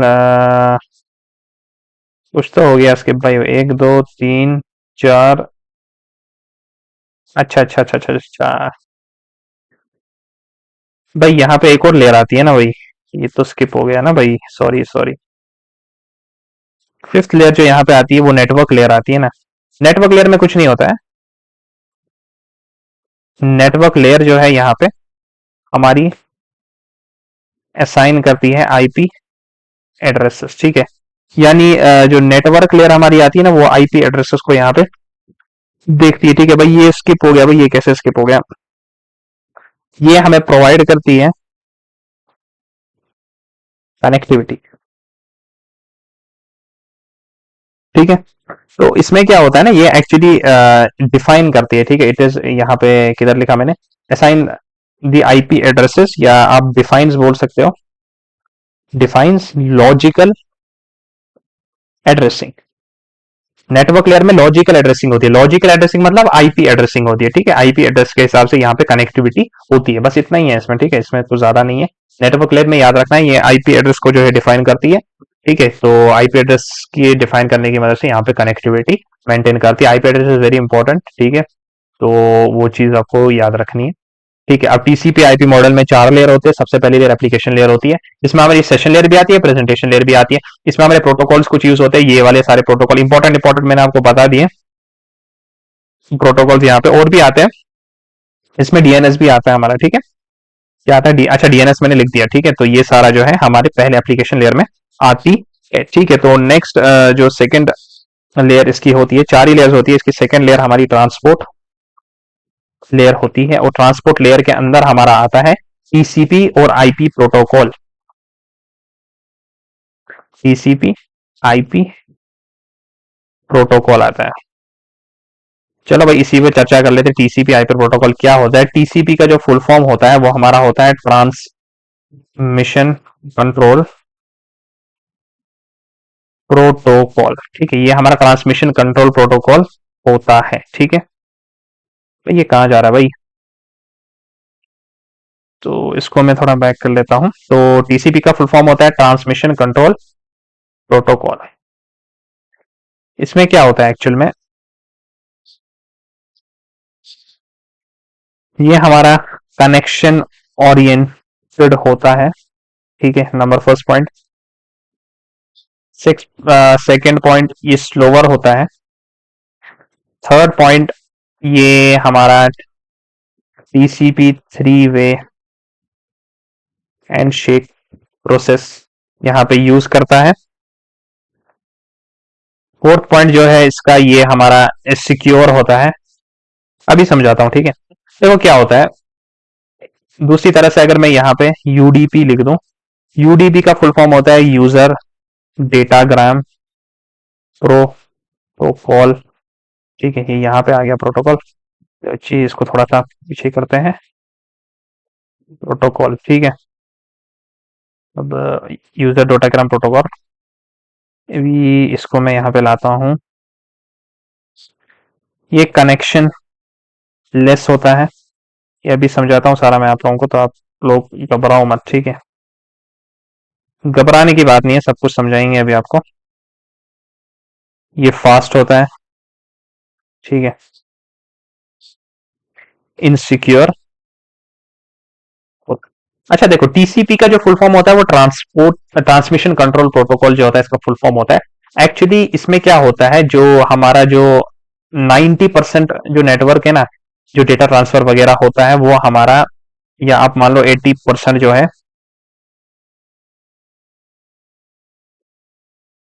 80% में यहाँ पे नहीं लिखता हूँ, नीचे लिखता हूँ। 80% जो है यहाँ पे टीसीपी यूज होता है, ठीक है। 80% टीसीपी ही यूज होता है हर जगह। अगर आप देखो तो कम्युनिकेशन का जो मेथड होता है वो टीसीपी ही यूज करते हैं। क्यों करते हैं यूज, क्योंकि ये कनेक्शन ओरिएंटेड होता है, ठीक है। मतलब ये स्लो होता है। अब देखो इसमें टीसीपी 3 वे हैंडशेक प्रोसेस होता है। क्या होता है देखो समझाता हूं आप लोगों को। टीसीपी 3 वे हैंडशेक होता क्या है, मैं क्लाइंट हूं, मतलब मैं यूजर हूं, मैं यहां पे डेटा भेज रहा हूं। अगर मैं डेटा सर्वर को भेज रहा हूं, इस डेटा को जो मैं सर्वर को भेज रहा हूं इसको मैं सिंक बोलता हूं। इस डेटा को ये मैं सर्वर को भेज रहा हूं, ये पहला स्टेप होता है। अब क्या करता है, मैं क्लाइंट हूं यहां पे, मुझे वहां से सर्वर से एसी के आता है, एसी के हो गया एक्नॉलेजमेंट आती है, ठीक है। इसको मैं थोड़ा सा स्पेस डाल देता हूं। किसके थ्रू आती है, सर्वर के थ्रू। फिर मैं क्लाइंट यहां पे हूं, सिंक प्लस एक्नॉलेजमेंट भेजता हूं सर्वर को, ठीक है। अभी समझाता हूं, सब समझ में आ जाएगी आप लोगों को। देखो टीसीपी हमारा ट्रांसपोर्ट लेयर, जो ट्रांसपोर्ट लेयर में हमारे दो प्रोटोकॉल यूज होते हैं। एक होते हैं टीसीपी, टीसीपी को हम ट्रांसमिशन कंट्रोल प्रोटोकॉल बोलते हैं। एक्चुअली ये कनेक्शन ओरिएंटेड होता है, ये कनेक्शन पहले स्टैब्लिश करता है, उसके बाद यहाँ पे डेटा ट्रांसफर करता है। मतलब क्या हुआ, देखो मैं आप लोगों को इजी लैंग्वेज में यहाँ पे समझाता हूँ। देखो, मैं आपका फ्रेंड है और आप उससे बात कर रहे हो, और आप अगर आपको उसको कोई चीज देनी है, तो आप क्या करोगे कि भाई पहले उससे पूछोगे कि भाई तुम्हें ये डेटा चाहिए, मैं तुम्हें ये डेटा भेज रहा हूँ। वो बोलेगा हाँ भाई मेरे को ये डेटा चाहिए। फिर जो तुम हो उसको डेटा भेजोगे, ठीक है। तो ये होता है हमारा थ्री वे हैंडशेकिंग। इस तरीके से आपको इजीली समझ आ गई होगी। पहले भाई मैंने डेटा जो है सर्वर को भेजा, उसको हमने सिंक नाम दे दिया। तो भाई सिंक डेटा जो है मैंने सर्वर को भेजा, सर्वर ने बोला हाँ भाई, उसने एक्नॉलेजमेंट दी, उसने बोला यस भाई कि हाँ भाई मेरे को ये डेटा यहाँ पे चाहिए। क्लाइंट को बोला कि हाँ भाई मुझे ये डेटा चाहिए। तो क्लाइंट ने बोला ठीक है तुम्हें डेटा चाहिए, मैं डेटा भी दूंगा, तुम्हारे एक्नॉलेजमेंट के साथ जो है डेटा सेंड करूंगा सर्वर को, ठीक है। इसी को हम थ्री वे हैंडशेकिंग प्रोसेस बोलते हैं, ठीक है। मतलब कनेक्शन एक स्टैब्लिश किया, मैंने डेटा सेंड किया, उसने बोला हाँ भाई डेटा चाहिए, मैंने फिर इसको डेटा भेज दिया। तो पहले पूछा डेटा चाहिए, हाँ भाई डेटा चाहिए, तो यहाँ पे दे दिया। तो इसमें जो है हमारा डेटा लॉस नहीं होता है, data is not loss. Data loss कैसे होगा भाई, कि भाई इसने बोला कि भाई इतना डेटा चाहिए, इसने बोला हाँ भाई, सर्वर ने बोला मेरे को भाई डेटा चाहिए, इसने एक्नॉलेजमेंट भेजी, इसने बोला हाँ भाई मुझे डेटा चाहिए, तो हमने इसको डेटा यहाँ पे सेंड कर दिया सर्वर के थ्रू। इसको TCP three way handshaking process बोलते हैं, और टीसीपी ही प्रोटोकॉल यहाँ पे यूज होता है हमारे। जब भी ज्यादातर जो डेटा ट्रांसफर होता है उसमें टीसीपी ही यूज होता है, तो टीसीपी में ही हमारा ये सब आता है, ठीक है। तो ये तो हमारा जो था टीसीपी के बारे में मैंने आपको बताया। तो ये हमारा टीसीपी होता है, इसीलिए जो है स्लो होता है, क्योंकि इसमें क्या होता है थ्री वे हैंडशेकिंग प्रोसेस होता है, तो उसमें टाइम लगता है, इस वजह से जो है ये स्लो होता है। इसी तरीके से अगर मैं यूडीपी की बात करूं, यूडीपी में ऐसा कुछ नहीं होता भाई, ये फास्ट होता है और ये इनसिक्योर होता है। ये ज्यादा इसलिए यूज नहीं करते क्योंकि इसमें कुछ कनेक्शन वनेक्शन स्टैब्लिश होता ही नहीं। अब अगर कनेक्शन ही इसमें स्टैब्लिश नहीं होगा भाई, अगर अब इसमें कनेक्शन ही स्टैब्लिश नहीं होगा तो इसमें क्या हो जाएगा, डेटा लॉस हो जाएगा। इसीलिए हम इसको ज्यादा यूज नहीं करते हैं। ज्यादा टीसीपी ही हमारा यहाँ पे यूज होता है, जिसमें थ्री वे हैंडशेकिंग प्रोसेस लगता है। पहले हम सर्वर को बोलते हैं भाई ये डेटा चाहिए, तो मैं वो एक्नॉलेजमेंट बोलता है भाई हमें डेटा चाहिए, फिर हम उसको जो है डेटा यहाँ पे सेंड कर लेते हैं। तो ये हमारा जो है ट्रांसपोर्ट लेयर के अंदर हमारे जो दो प्रोटोकॉल आते हैं, वो हमारे ये ही दो प्रोटोकॉल आते हैं। उसके बाद नंबर थ्री पे जो हमारा आता है, वो आता है नेटवर्क लेयर, ठीक है। और लास्ट पे हमारा आता है, इस नेटवर्क लेयर को हम इधर पे क्या बोलते हैं, टीसीपी आईपी मॉडल में हम इसको इंटरनेट लेयर बोलते हैं, ठीक है। इसमें हमने देखा नेटवर्क लेयर क्या करता है, आईपी लॉजिकल एड्रेसिंग यहाँ पे करता है, ठीक है। उसके बाद जो हमारा फोर्थ लेयर है वो है डेटा लिंक लेयर, और इसी डेटा लिंक लेयर के अंदर ही हमारा फिजिकल लेयर भी आ जाता है, फिजिकल लेयर, ठीक है। अब इसको टीसीपी के अंदर क्या बोलते हैं, टीसीपी आईपी मॉडल के अंदर इसको हम बोलते हैं नेटवर्क एक्सेस लेयर। तो चार लेयर्स होती है टोटल, ठीक है। ट्रांसपोर्ट सबसे पहली लेयर, एप्लीकेशन लेयर, उसके अंदर मैंने आपको प्रोटोकॉल्स बता दिए कौन कौन से होते हैं, और भी होते हैं बहुत सारे, मैंने आपको अब कुछ ही बता दिया। अब इंपॉर्टेंट तो मैंने आपको बता ही दिए, ठीक है। अब यहाँ पे ट्रांसपोर्ट लेयर होती है, तीसरी जो लेयर होती है वो इंटरनेट लेयर होती है, चौथी लेयर हमारी नेटवर्क एक्सेस लेयर होती है, जिसके अंदर हमारा फिजिकल लेयर आता है और हमारा डेटा लिंक लेयर यहाँ पे आता है, ठीक है। अब जो है भाई ये तो मैंने आपको बता दिया। अब छोटा सा एक टॉपिक है पोर्ट नंबर्स। अच्छा यहाँ पे एक और आपको बता दूं, आईपी एड्रेसेस, ठीक है। पहले मैं देखता हूँ कि भाई ये है भी हमारे सिलेबस में कि नहीं, क्योंकि भाई ये हमें आगे अगर नेटवर्किंग के अंदर हम आ जाएंगे, ये एथिकल हैकिंग के अंदर, तो भाई ये थोड़ा इंपॉर्टेंट टॉपिक यहाँ पे हो जाता है। तो भाई अकॉर्डिंगली अगर मैं देखूं, हमारा ये इस तरीके से आता है, ठीक है। चलो भाई हम पहले पोर्ट नंबर्स देख लेते हैं, ठीक है। पोर्ट नंबर्स के बारे में पहले देख लेते हैं, ठीक है। तो पोर्ट नंबर्स हमारा बचता है और आईपी एड्रेसेस यहाँ पे बचता है, ठीक है। पोर्ट नंबर हमारा एक 16 बिट का नंबर होता है। जो जो हमारा कंप्यूटर होता है ना, कंप्यूटर हमारी जो है बिट्स की लैंग्वेज समझ सकता है, ठीक है, बिट्स की लैंग्वेज। और वो बिट्स की लैंग्वेज क्या होती है, जीरो।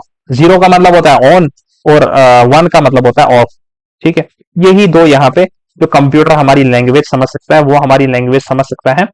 कैसे कर सकता है, इस 010101010110, तो इस लैंग्वेज को जो है कंप्यूटर समझ सकता है। ठीक है, तो यहाँ पे पोर्ट नंबर्स जो होते हैं वो हमारे 16 बिट के होते हैं, 16 बिट के पोर्ट नंबर होते हैं, और 16 बिट के जो है होता है हमारी पोर्ट नंबर होते हैं। ठीक है, पोर्ट नंबर जो है, पोर्ट नंबर हमारे सोर्स का भी होता है, सोर्स मतलब हमारा जो डिवाइस है, एंड डेस्टिनेशन का भी होता है। ठीक है, ठीक है, मतलब हर एक आईपी एड्रेस के साथ एक पोर्ट नंबर होता है, क्योंकि आपको मैंने बताया port number end to end connectivity के लिए होता है। अब कोई भी आईपी एड्रेस हो, मैं अगर यहाँ पे जा रहा हूं facebook.com पे, तो भाई इसका अपना पोर्ट नंबर होगा। ठीक है, तो यहाँ पे HTTPS है, ठीक है, तो इसका पोर्ट नंबर क्या है, 443, अभी देखा हमने।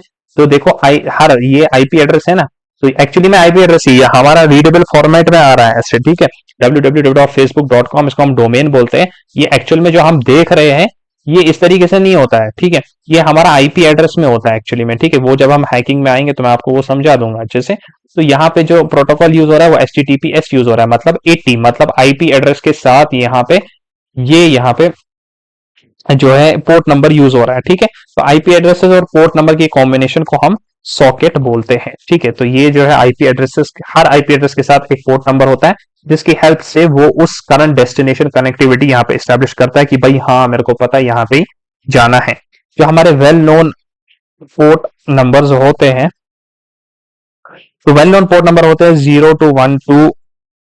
02121023, ये हमारे वेल नोन पोर्ट नंबर्स होते हैं। जैसे कि अभी देखा, जो मेनली जो हमारे यूज होते हैं, जैसे हमने अभी देखा HTTP के लिए 80 होता है, तो ये सारे जो है वेल नोन पोर्ट नंबर्स होते हैं। उसके बाद हमारे पब्लिक पोर्ट नंबर्स होते हैं, तो पब्लिक पोर्ट नंबर्स में आता है 1024 से लेके 64511 तक। ठीक है, तो ये यहाँ आता है, और उसके बाद भाई बाहर बारिश बहुत ही ज्यादा तेज हो रही है। अब मौसम तो बड़ा मस्त है भाई, तुम कुछ भी बोलो भाई, बारिश के मौसम में जो मजा है ना भाई, वो तो भाई तुम बात ही मत करो। ठीक है,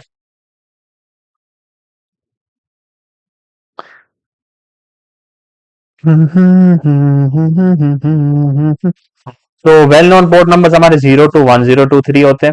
पब्लिक पोर्ट नंबर्स हमारे 1024 से 64511 तक होते हैं।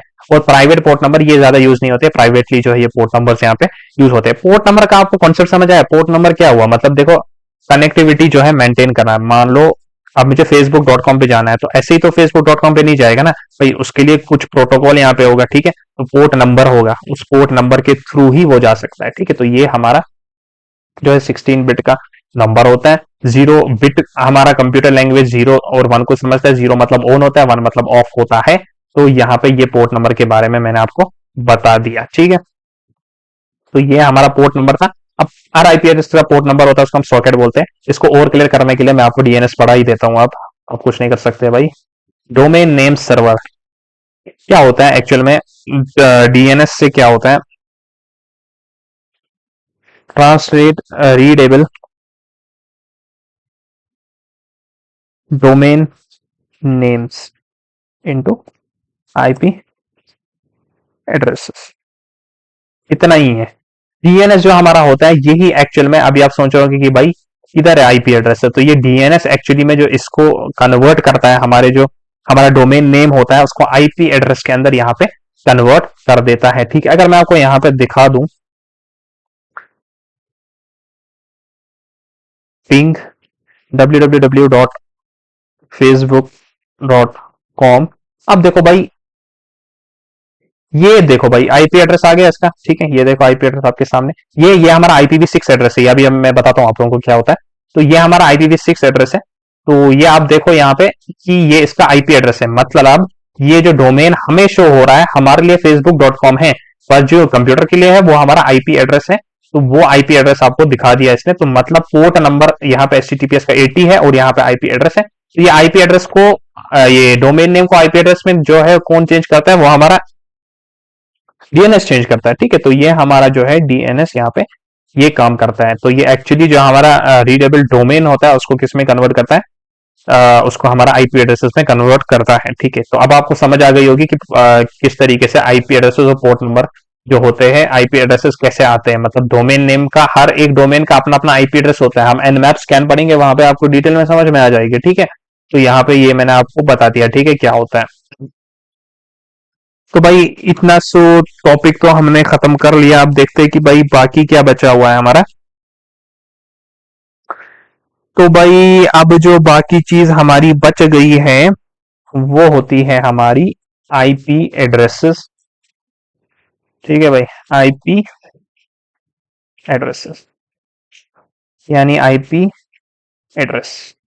ठीक है, ये टॉपिक पढ़ते हैं। आप लोग थोड़ा सा रेस्ट ले लो 1-2 मिनट का, तब तक मैं अपना जो फोन है उसको चार्ज करता हूँ।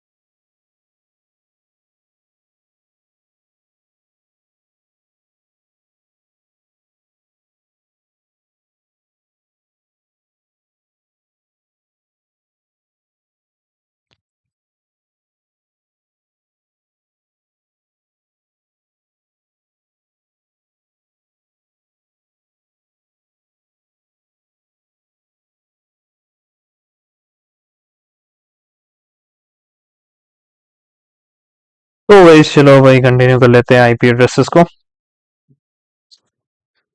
तो आईपी एड्रेसेस क्या होता है, देखो भाई, मान लो आपको किसी लोकेशन पे जाना है, किसी जगह पे जाना है।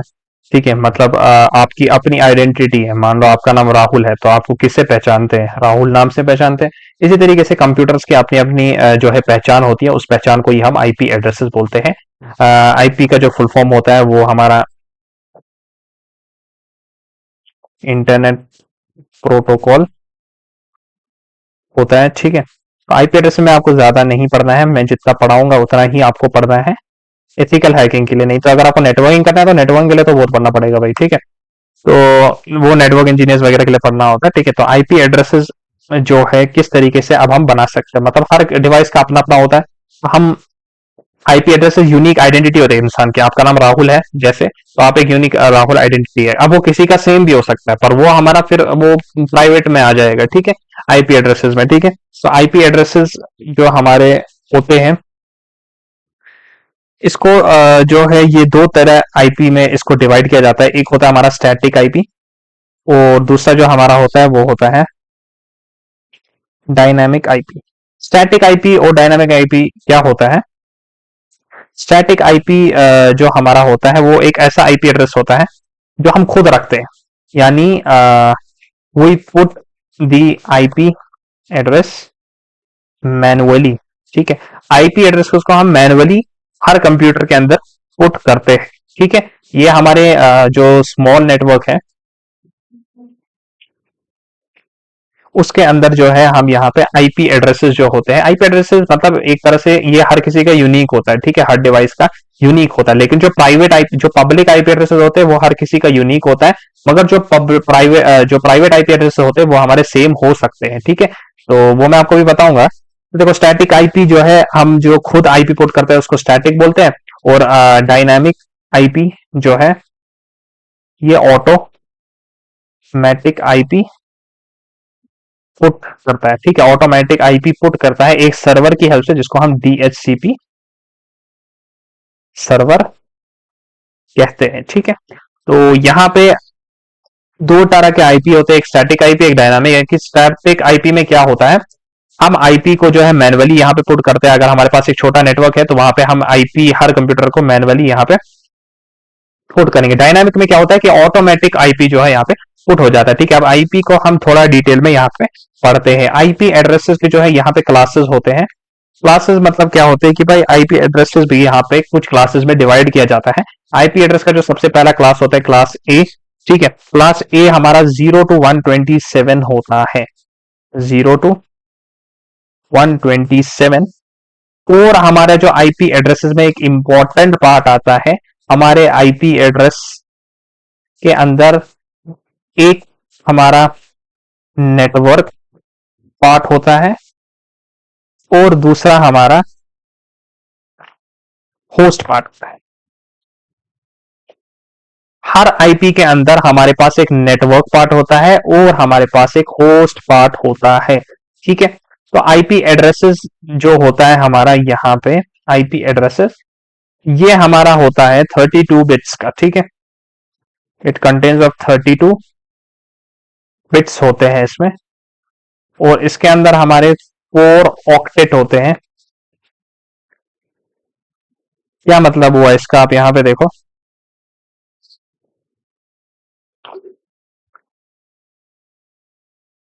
8 बिट फिर एक पॉइंट, 8 बिट फिर एक पॉइंट, 8 बिट फिर एक पॉइंट, 8 बिट फिर एक पॉइंट, ये आईपी एड्रेस की रिप्रेजेंटेशन होती है। टोटल 8 बिट्स होते हैं, 8 बिट 8 बिट और 8 बिट होते हैं। ठीक है, तो ये हमारा आईपी एड्रेस होता है। तो टोटल कितने हो गए, 4 हो गए, तो 8 4 32 बिट्स का ये हमारा यहाँ पे होता है। ठीक है, आईपी एड्रेस, और इसमें 4 ऑक्टेट होते हैं। तो यहाँ पे ये हमारे 4 ऑक्टेट हो गए, एक ऑक्टेट, 2 ऑक्टेट, 3 ऑक्टेट और 4 ऑक्टेट। हर एक बिट के अंदर यहाँ पे 4 4 ऑक्टेट जो है यहाँ पे होते हैं। ठीक है, तो इसके अंदर हमारे 4 ऑक्टेट्स होते हैं और इसके अंदर हमारे 32 बिट्स होते हैं। ठीक है, ये आपको जो बेसिक है वो आपको यहाँ पे याद रखना है कि इस तरीके से ये होता है। 0 to 255 तक कोई भी वैल्यू हो सकती है हमारे पहले ऑक्टेट में। इसी तरीके से नेक्स्ट वाले में भी जो वैल्यू होगी हमारी वो 0 to 255 होगी। थर्ड वाले में भी हमारी जो वैल्यू होगी वो 0 to 255 होगी, और फोर्थ ऑक्टेट में भी जो हमारी वैल्यू होगी वो 0 to 255 होगी। ठीक है, तो यहाँ पे आईपी एड्रेस की जो रिप्रेजेंटेशन होती है वो इस तरीके से होती है, और यहाँ पे इस तरीके से ये 4 पॉइंट होते हैं। आपको मैं यहाँ पे दिखा देता हूं।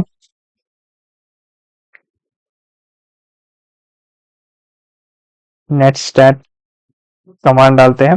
अब देखो ये आईपी एड्रेस आपको दिख रहा है, तो यहाँ पे मैंने आपको बताया ना कि इस तरीके से डिवाइड होता है। आप यहाँ पे देखो, और यहाँ पे हर किसी में 0 to 255 तक की वैल्यूज यहाँ पे हो सकती है। ठीक है, तो यहाँ पे इस तरीके से जो है वैल्यूज होती है। आप कैसे पहचाने, इसमें एक चीज होती है नेटवर्क पार्ट कौन सा है और होस्ट पार्ट कौन सा है। ठीक है, वो देख लेते हैं। ठीक है, वो कैसे आपको समझ आएगी, आईपी एड्रेसेस में एक नेटवर्क पार्ट होता है, एक होस्ट पार्ट होता है, तो इसीलिए इसको हम डिवाइड करते हैं क्लासेस के अंदर। सबसे पहला क्लास जो है वो क्लास ए होता है हमारा। ठीक है, क्लास ए में जो हमारा होता है 0 to 127 वैल्यू होती है, और इसमें जो हमारा नेटवर्क होता है वो 1 होता है। बाकी होस्ट होते हैं। इसका मतलब क्या हुआ, ध्यान से यहाँ पे समझो। देखो मैं एक आईपी एड्रेस ले लेता हूँ 10.0.0.0, एक आईपी एड्रेस लिया मैंने। तो किस क्लास का है उसके लिए आपको फर्स्ट ऑक्टेट चेक करना है हमेशा, ये आपको चेक नहीं करना है कभी भी, ठीक है। कौन सी आईपी है वो आपको फर्स्ट इधर से चेक करना है, फर्स्ट ऑक्टेट से। देखो 10 है तो 10 इस रेंज में आ रहा है, मतलब ये क्लास ए का आईपी है। अगर क्लास ए का आईपी है तो पहला वाला नेटवर्क होता है, नेक्स्ट वाला हमारा होस्ट होता है, नेक्स्ट वाला हमारा होस्ट होता है, और नेक्स्ट वाला हमारा होस्ट होता है। ये चीज आपको इसमें ध्यान रखनी है, ठीक है। मान लो मैंने कोई आईपी एड्रेस ले लिया, मैं आपको बताऊं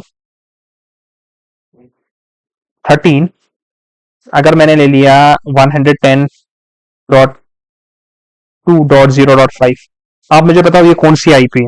आप लोगों को जो अब देखो इसमें जो पहला पार्ट है ना वो नेटवर्क पार्ट होता है, बाकी सारे पार्ट इसमें होस्ट पार्ट होते हैं। होस्ट मतलब डिवाइसेस के पार्ट, मतलब ये तीन जो है ये हमारे डिवाइसेस के पार्ट है, और ये हमारा नेटवर्क का पार्ट है, ठीक है। तो हमें जो है हमेशा फर्स्ट ऑक्टेट चेक करना है बस। आप देखो फर्स्ट ऑक्टेट में क्या आ रहा है 100, यहाँ जो लिख के आपको वो नहीं देखना है।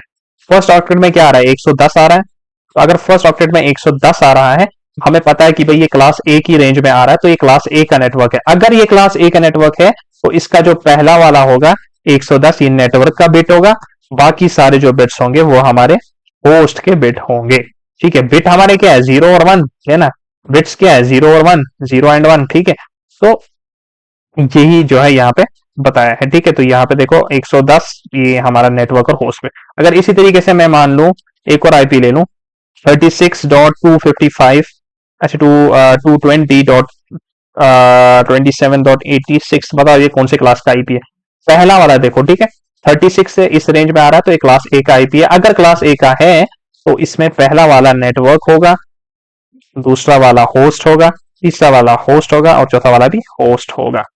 अब 4 ऑक्टेट है इसके अंदर, ठीक है, मैंने आपको पहले भी बताया इसमें 4 ऑक्टेट्स हैं, 1 2 3 4, और ये जो एक है ना ये इसके अंदर 8 बिट्स होते हैं।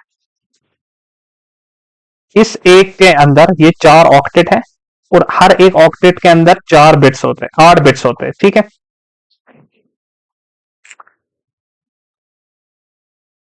हाँ भाई, मैं भाई थक गया, चलो भाई देखो।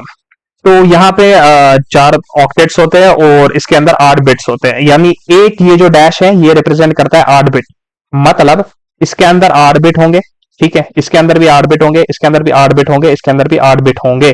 टोटल 4 ऑक्टेट्स हैं, एक डैश में हमारे 8 बिट्स होते हैं। तो मतलब इसमें यहाँ पे नेटवर्क में, अब नेटवर्क का एक ही पार्ट है ना इसके अंदर, तो अगर इसमें नेटवर्क का एक ही पार्ट है और ये पहले बिट में पहले ऑक्टेट में आ रहा है, ऑक्टेट हमारा ये 4 ऑक्टेट हो गए, ये 4 ऑक्टेट हो गए, और ये एक ऑक्टेट हो गया, एक डैश हो गया, उसके अंदर 8 बिट्स है। तो ये 8 बिट्स किसके हैं, ये वाले 8 बिट्स नेटवर्क के है ना। तो हम अगर नेटवर्क को यहाँ पे रिप्रेजेंट करेंगे हम 8 लिख देंगे, ठीक है। इस 8 का मतलब क्या हो गया कि भाई इसमें 8 नेटवर्क की बिटें हैं। तो 8 नेटवर्क की बिटें हमें पता है एक ऑक्टेट में 8 बिट्स होती है, तो इसमें मतलब इस ये वाला जो नेटवर्क इसमें 8 बिट्स है, तो ये हमारा एक नेटवर्क पार्ट हो गया। तो ये हमारी नेटवर्क की रिप्रेजेंटेशन इस तरीके से भी दर्ज सकते हो। अगर कहीं /8 आया तो इसका मतलब हो गया कि भाई हाँ भाई इसकी जो पहली 8 बिट्स है वो यहाँ पे नेटवर्क की बिट्स है, ठीक है। तो आई होप आपको समझ आ गई होगी। अगर मैं आपको कोई यहाँ पे आईपी एड्रेस दे दूं, आप खुद ट्राई करो। अगर मैं आपको 120.0.0.1 दे दूं तो आपको मैं बताऊं कि भाई नेटवर्क पार्ट कौन सा है, होस्ट पार्ट कौन सा है, तो सीधे बता दो कि भाई अगर हमें पहला वाला ऑक्टेट देखना है, पहला वाला ऑक्टेट 120 है, अगर 120 है तो इस रेंज में आ रहा है तो भाई ये नेटवर्क बिट हो जाएगा, बाकी सारी होस्ट हो जाएगी अगर ये क्लास ए में आ रहा है। चलो मैंने इतना आपको बता दिया। अब अगर मैं आपको बताऊं कि भाई मुझे बताओ इसमें मास्क की स्लैश क्या लिखोगे, ठीक है। तो भाई स्लैश क्या लिखोगे आप, वो कैसे आप डिपेंड करोगे कि भाई अब यहाँ पे नेटवर्क बिट ये है, हमें पता है एक ऑक्टेट में 8 बिट्स होती है, तो हमें पता है कि भाई 8 बिट्स वाला नेटवर्क वाला है, तो हम 8 लिखेंगे। इसका मतलब क्या हो गया, जो 8 है 8 बिट्स नेटवर्क की है, 8 बिट्स नेटवर्क की है, मतलब 8 बिट्स मतलब एक ऑक्टेट हो गया, है ना। तो मतलब एक ऑक्टेट जो है वो नेटवर्क का ऑक्टेट यहाँ पे है, ठीक है। आई होप आपको ये समझ आई होगी कि ये किस तरीके से होता है। इसी तरीके से आप क्लास बी है ये अब आपको इजीली समझ में आएगी। क्लास बी की जो रेंज होती है वो हमारी होती है 128 टू 191। ठीक है, तो बस हो गया। अब इसके अंदर कोई आईपी ले लो, मैं 130 लेता हूँ डॉट। अच्छा, एक बात मैं आपको बताता हूँ यहाँ पे, देखो अगर मैं ये नेटवर्क का जो ये नेटवर्क चेंज कर रहा हूँ ना, देखो जैसे यहाँ पे 10 रखा, यहाँ पे 110 रखा, तो ये अलग अलग नेटवर्क हो जाएंगे। ठीक है, अगर मैंने नेटवर्क बिट्स, अगर मैं उर्दू में ही लिखता हूं, अगर मैंने नेटवर्क बिट्स चेंज की तो एक नया नेटवर्क बनेगा। ये चीज आपको याद रखनी है बस। चलो आगे। अब क्लास बी में 128 से 191 यहाँ पे आता है। अगर मैंने कोई आईपी एड्रेस लिख दी इस तरीके से, तो आप कैसे पहचानोगे भाई ये कौन से क्लास का है? आप बोलोगे भाई पहला वाला मैं चेक करूंगा, पहला ऑक्टेट तो भाई ये मैंने चेक कर लिया, ये 130 है, 130 इस रेंज से आ रहा है, मतलब ये क्लास बी का है। अब अगर क्लास बी का है तो इसका पहला भी नेटवर्क होता है, दूसरा भी नेटवर्क होता है, बाकी तो होस्ट होते हैं। ये आपको याद रखना है। क्लास ए में क्या था, पहला ही सिर्फ नेटवर्क होता था, ये वाला। ठीक है, अगर क्लास ए का होगा, अगर क्लास बी का है तो पहले दो नेटवर्क होंगे, बाकी होस्ट होंगे, मतलब ये आईपी दो नेटवर्क होंगे। अब एन एक नेटवर्क पार्ट है, ये एक ऑक्टेट है, इसमें 8 बिट्स होंगे, तो हो गए /8 लिखूं इसमें? नहीं लिख सकते, /8 नहीं आएगा, क्योंकि अगर 8 बोलूंगा तो 8 ही नेटवर्क बिट है, मतलब ये। लेकिन एक और नेटवर्क बिट आ गई, ठीक है, तो इसमें भी 8 होंगे। ठीक है, ये दूसरा ऑक्टेट है ना, तो इसमें 8 होंगे, 8 + 8 16 हो जाएगा, तो इसकी रिप्रेजेंटेशन ऐसे हो जाएगी। ठीक है, अब देखो भाई मैं क्या करता हूं, मैं यही ले लेता हूं, और अगर आपको बोलूं भाई ये दोनों सेम नेटवर्क है कि डिफरेंट नेटवर्क है, तो आप क्या बोलोगे? आप बोलोगे भाई ये 130 है, तो ये इसका नेटवर्क पार्ट हो गया, सही है, मैंने बोला ठीक है। भाई आप बोलोगे भाई नेक्स्ट भी नेटवर्क पार्ट हो गया, मैंने बोला सही है। आप बोलोगे नेक्स्ट होस्ट हो गया, मैंने बोला सही है। आप बोलोगे नेक्स्ट होस्ट हो गया, मैंने बोला सही है। भाई ये बिल्कुल सही है। अब मैं बोलूंगा भाई ये सेम नेटवर्क है कि डिफरेंट नेटवर्क, कैसे पहचानोगे? मैंने आपको यहां पे बताया, अगर मैंने नेटवर्क बिट्स चेंज की, ये चेंज यहाँ पे चेंज की तो एक नया नेटवर्क बनेगा। अच्छा, नेटवर्क बिट कौन सा है? नेटवर्क बिट एन है, ये तो सेम है इधर भी इधर भी। अच्छा, यहाँ पे नेटवर्क बिट दूसरी वाली 13 है, और यहाँ पे 12 है, मतलब भाई ये नया नेटवर्क है। और यहाँ पे दो नेटवर्क बिट है, तो यहाँ पे 16 आ जाएगा। ठीक है, तो इस तरीके से जो है ये हमारा क्लास बी के आईपी एड्रेसेस आता है। इसी तरीके से फिर हमारा क्लास सी का आता है। क्लास सी में जो हमारी रेंज होती है वो 192 टू 239 यहाँ पे होती है। ठीक है, तो बस हो गया। अब आपको कोई भी आईपी एड्रेस ले लो, मैं 192.168.24.16 ले लेता हूँ। आप कैसे पहचानोगे? बोलोगे भाई मैं पहला ऑक्टेट देखूंगा, पहला ऑक्टेट क्लास सी से आ रहा है, तो हाँ भाई ये क्लास सी का नेटवर्क। अगर क्लास सी का नेटवर्क है तो हम यहाँ पे कुछ नहीं करेंगे, पहला इसका नेटवर्क होता है, दूसरा नेटवर्क होता है, तीसरा भी नेटवर्क होता है, और चौथा होस्ट होता है। ठीक है, ये चीज आपको याद रखनी है। ठीक है, ओके, चलो। तो यहाँ पे तीन नेटवर्क होते हैं, एक होस्ट होता है। क्लास बी के अंदर दो नेटवर्क होते हैं, दो होस्ट होते हैं, और क्लास ए के अंदर एक नेटवर्क होता है, तीन होस्ट होते हैं। अब यहाँ पे अब अगर मैं आपको बताऊं कि भाई बताओ मेरे को इसका कैसे रिप्रेजेंट करोगे, आप बोलोगे भाई 8 लिखोगे। अगर मैं 8 लिखूंगा तो बोलूंगा भाई एक ऑक्टेट में 8 बिट्स है, तो आप सिर्फ इसकी बात कर रहे हो, पर यहाँ पे तो एक और नेटवर्क है, ये वाला भी नेटवर्क है, तो बोलूंगा भाई फिर 16 लिख लेते हैं। बोलेगे भाई नहीं भाई एक और नेटवर्क भी है यहाँ पे, उसमें भी 8 बिट्स है, तो हम ले लेंगे 24 ले लेते हैं, है ना। तो यहाँ पे इस तरीके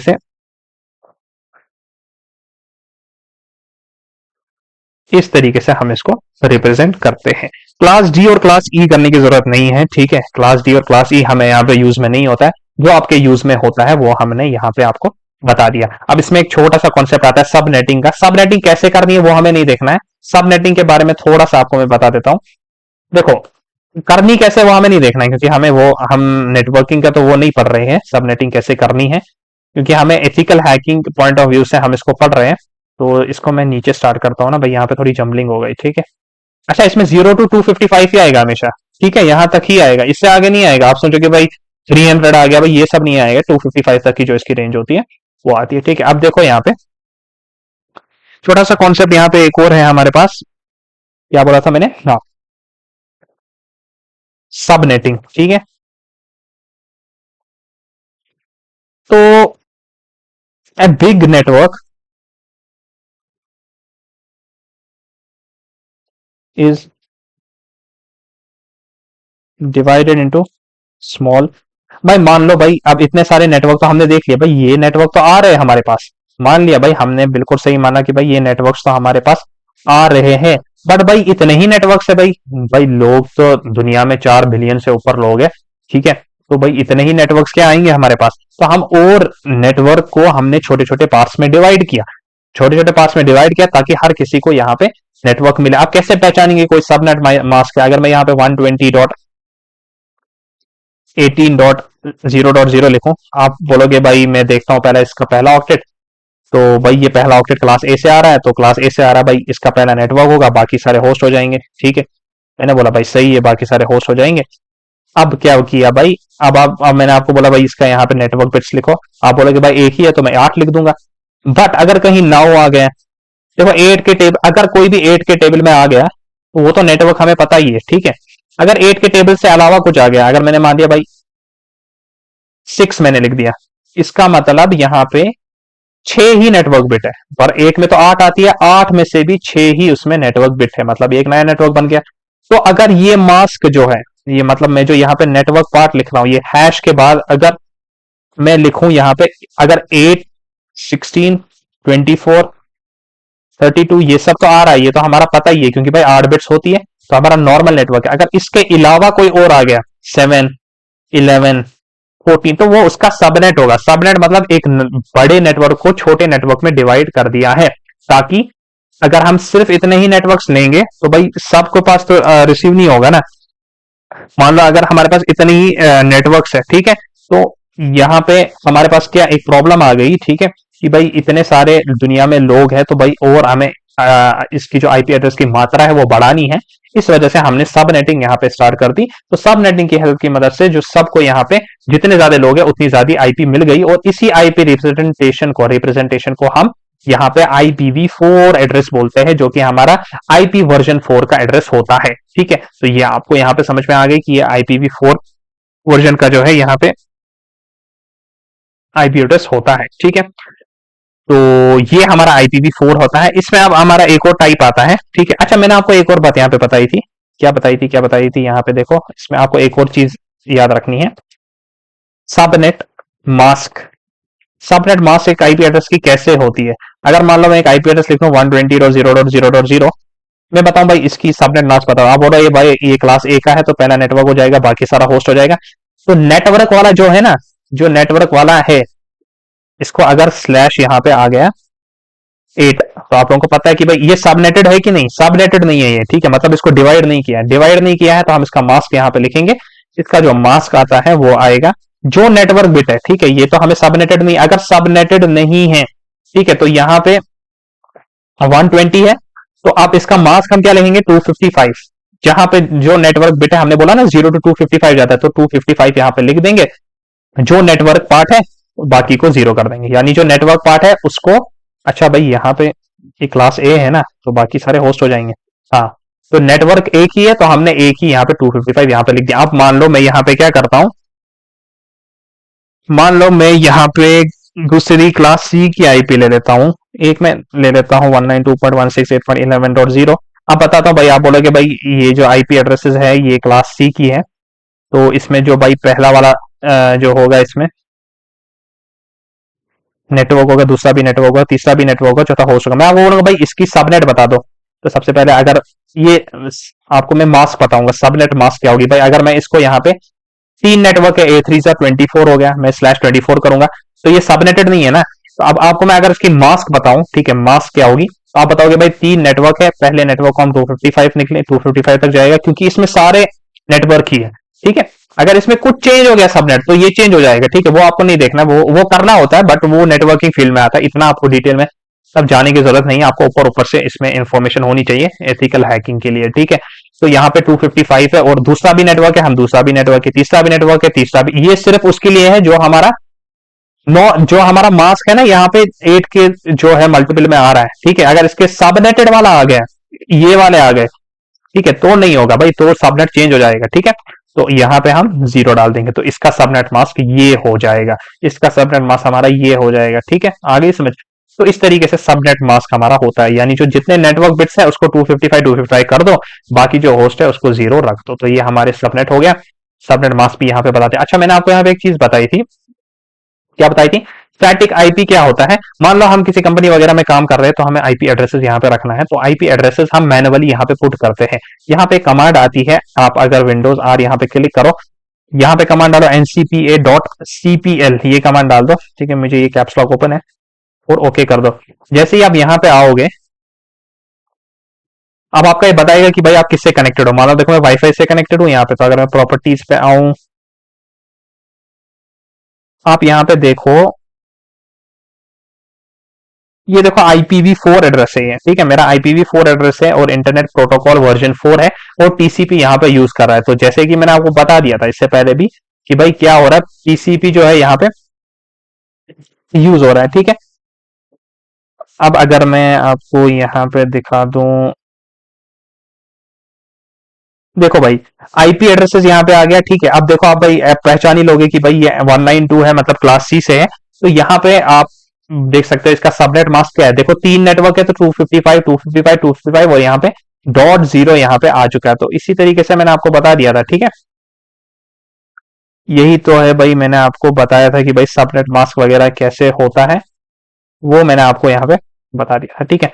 तो अब यहाँ पे स्टैटिक आईपी क्या होता है, हम मैनुअली जो है यहाँ पे आईपी पुट करते हैं, ठीक है। और डायनामिक आईपी में क्या होता है, डायनामिक आईपी, अब देखो भाई, अब मान लो एक कंपनी के अंदर 1000 से ज्यादा लैपटॉप्स है भाई, उधर पे अब तुम मैनुअली हर एक लैपटॉप मैनुअली डालने का भी तरीका होता है, वो आपको सीखने की फिलहाल जो है यहाँ पे जरूरत नहीं है, ठीक है। जब नीड होगी मैं आपको बता दूंगा कि किस तरीके से भाई करना होता है, क्योंकि हमें एथिकल हैकिंग में आगे तो करना ही है, तो वहां पे मैं आपको वो बता ही दूंगा। तो आपको ऊपर से थ्योरी जो है अच्छे से आनी चाहिए। तो आईपी एड्रेसेस मैनुअली, अगर हम किसी कंपनी के अंदर है, वो अपने आईपी एड्रेसेस मैनुअली यहाँ पे पुट करेंगे। भाई मान लो आप 1000 कंप्यूटर है, बट अब मैनुअली तो उसमें पुट नहीं कर सकते आईपी एड्रेस, तो हम यहाँ पे डायनामिक आईपी एड्रेस का यूज करते हैं, जो कि ऑटोमेटिक यहाँ पे डीएचसीपी सर्वर के थ्रू यहाँ पे सबको यहाँ पे आईपी एड्रेसेस दे देता है, ठीक है। तो ये चीज जो है आपको यहाँ पे समझनी थी। अब इसमें एक और चीज जो है जो आपको थोड़ा सा याद में रखना है, जो आपको मैं बता देता हूँ यहाँ पे। एक होता है हमारा पब्लिक आईपी एड्रेस, तो पब्लिक आईपी एड्रेस मैंने आपको बता दिया, पब्लिकली ये अवेलेबल होता है, ठीक है। तो पब्लिक अवेलेबल जो होता है ये, ठीक है। ये मैंने क्या कर दिया भाई, ओ भाई भाई, चलो भाई। तो ये पब्लिकली अवेलेबल होता है, ठीक है। ये हमारा पब्लिक एड्रेस होता है, ये सबको यूनिक होता है, ठीक है। Everyone has unique. बट यहाँ पे क्या होता है, ये हमारा जो हो गया आपका पब्लिक आईपी एड्रेस हो गया। अब यहाँ पे प्राइवेट आईपी एड्रेस जो है ना, वो आपको थोड़ा ध्यान में रखना है कि प्राइवेट आईपी एड्रेस कौन कौन से होते हैं। यहाँ पे प्राइवेट आईपी एड्रेस जरूरी नहीं है, कैन बी सेम, ये सेम हो सकता है क्योंकि प्राइवेट है ना भाई। प्राइवेटली तो आप सबको देते हो, सबका वाईफाई होता है, तो ऑलमोस्ट किसी किसी को सेम भी होता है, ठीक है। तो मतलब प्राइवेटली जो आप यहाँ पे नेटवर्क दोगे वो सेम हो सकता है, लेकिन जो पब्लिक आईपी एड्रेस होता है वो क्या होता है, वो सबके लिए यहाँ पे यूनिक होता है, ठीक है। अच्छा देखो, मान लो अगर एक केस आ गया, मान लो मैं डायनामिक आईपी कर रहा हूं, ऑटोमेटिक आईपी कर रहा हूं। अब अगर मेरे कंप्यूटर ने आईपी नहीं लिया, बाई चांस वो सर्वर जो हमारा डीएचसीपी सर्वर है, जो सबको यहाँ पे आईपी एड्रेस दे रहा है, मतलब मान लो हमारा कंप्यूटर यहाँ पे जो डीएचसीपी सर्वर है उसे कनेक्ट नहीं हो पाया, तो अगर यहाँ पे डीएचसीपी सर्वर से ये कनेक्ट नहीं हो पाया, तो यहाँ पे एक आईपी एड्रेस ऑटोमेटिकली असाइन हो जाती है, वो होती है हमारी 169 वाली, 169.254.0.0, ठीक है। इस आईपी एड्रेस को हम बोलते हैं अपीपा। तो ये वाली जो आईपी एड्रेसेस है, ये फिर डिफॉल्ट रह जाती है आपके कंप्यूटर के अंदर। फॉर इंटेंसेस आपके कंप्यूटर में अगर डायनामिक आईपी हम लोग कर रहे हैं, यहाँ पे डीएचसीपी सर्वर से कनेक्ट नहीं हो पाया, जो आईपी प्रोवाइड कर रहा है, यहाँ पे एक डिफॉल्ट आईपी आ जाती है 196 और 1254। भाई ये कौन सी आईपी एड्रेस है, या मुझे कमेंट में बताना किस क्लास की आईपी एड्रेस है और क्या नेटवर्क है, क्या होस्ट है। और इस आईपी को हम अपीपा बोलते हैं, ठीक है। इस आईपी एड्रेस को हम अपीपा बोलते हैं, ठीक है। तो भाई ये हमारा आपको मैंने पॉइंट बता दिया। अब देखो प्राइवेट आईपी कुछ होते हैं हमारे, यानी प्राइवेट रिजर्व्ड हमारे कुछ नेटवर्क्स होते हैं, उनकी रेंज आपको बता देता हूं। क्लास ए में से जो प्राइवेट आईपी होते हैं वो हमारा 10.0.0.0 से लेके हमारा यहाँ पे 10.255.255.255 ये वाले रिजर्व्ड होते हैं हमारे क्लास ए के लिए, प्राइवेट आईपी एड्रेसेस के लिए। क्लास बी में हमारा जो होता है 172.16.0.0 से लेके 172.16.255, ठीक है। एंड पे तो 255 तक ही आएगा ना, 255 देखो होस्ट बिट जो है ना वो ऐड यहां से होती है, ठीक है। जब ये ऑक्टेट खत्म हो जाएगा फिर यहां से ऐड हो जाएगी। जैसे ही इस ऑक्टेट में अगर मैं देखो भाई यहाँ पे एक और कॉन्सेप्ट समझाता हूँ, 172.16.255 अब हमेशा राइट साइड से होस्ट बिट ऐड हो जाएगी। तो यहाँ पे अगर मैं ऐड करूंगा एक और बिट तो यहाँ पे ये 256 तो नहीं आएगा, ये जीरो में कन्वर्ट हो जाएगा, ठीक है। और यहाँ पे नेक्स्ट बिट यहाँ पे आएगी, ये भी जीरो में कन्वर्ट हो जाएगी, क्योंकि भाई ये भी क्या है 255 है, इससे ऊपर नहीं हो सकता है, तो ये हमारी जीरो में कन्वर्ट हो जाएगी। और यहाँ पे ये वाला 17 में चेंज हो जाएगा। इस तरीके से होता है, ठीक है। फिर अब इसमें भी हमारा क्या हो जाएगा, इसमें भी हो जाएगा 172.17 डॉट। अब अगर मैं इसको 255.255 कर दूं तो क्या हो जाएगा भाई, दोबारा देखो क्या करूंगा, 172.17 डॉट, होस्ट बिट हमेशा राइट साइड से ऐड होगी, 255 यहां पे मैं ऐड करूंगा, हमें पता है 255 तक ही आएगा, तो इसको ये जीरो में बोलेगा, बोलेगा भाई मेरे पास जगह नहीं है, तुम नेक्स्ट वाले के पास जाओ। नेक्स्ट वाला बोलेगा भाई मेरे पास भी जगह नहीं है, तो मैं जीरो हो जाता हूं। और वो जो बिट तुमने राइट साइड इधर से ऐड की थी वो पहले जीरो हो गई, फिर इसने बोला भाई मेरे पास जगह नहीं है, फिर इधर हो गया, इसने भी बोला भाई मेरे पास जगह नहीं है, अब यहाँ पे आ गया तो ये 18 तक आ गया।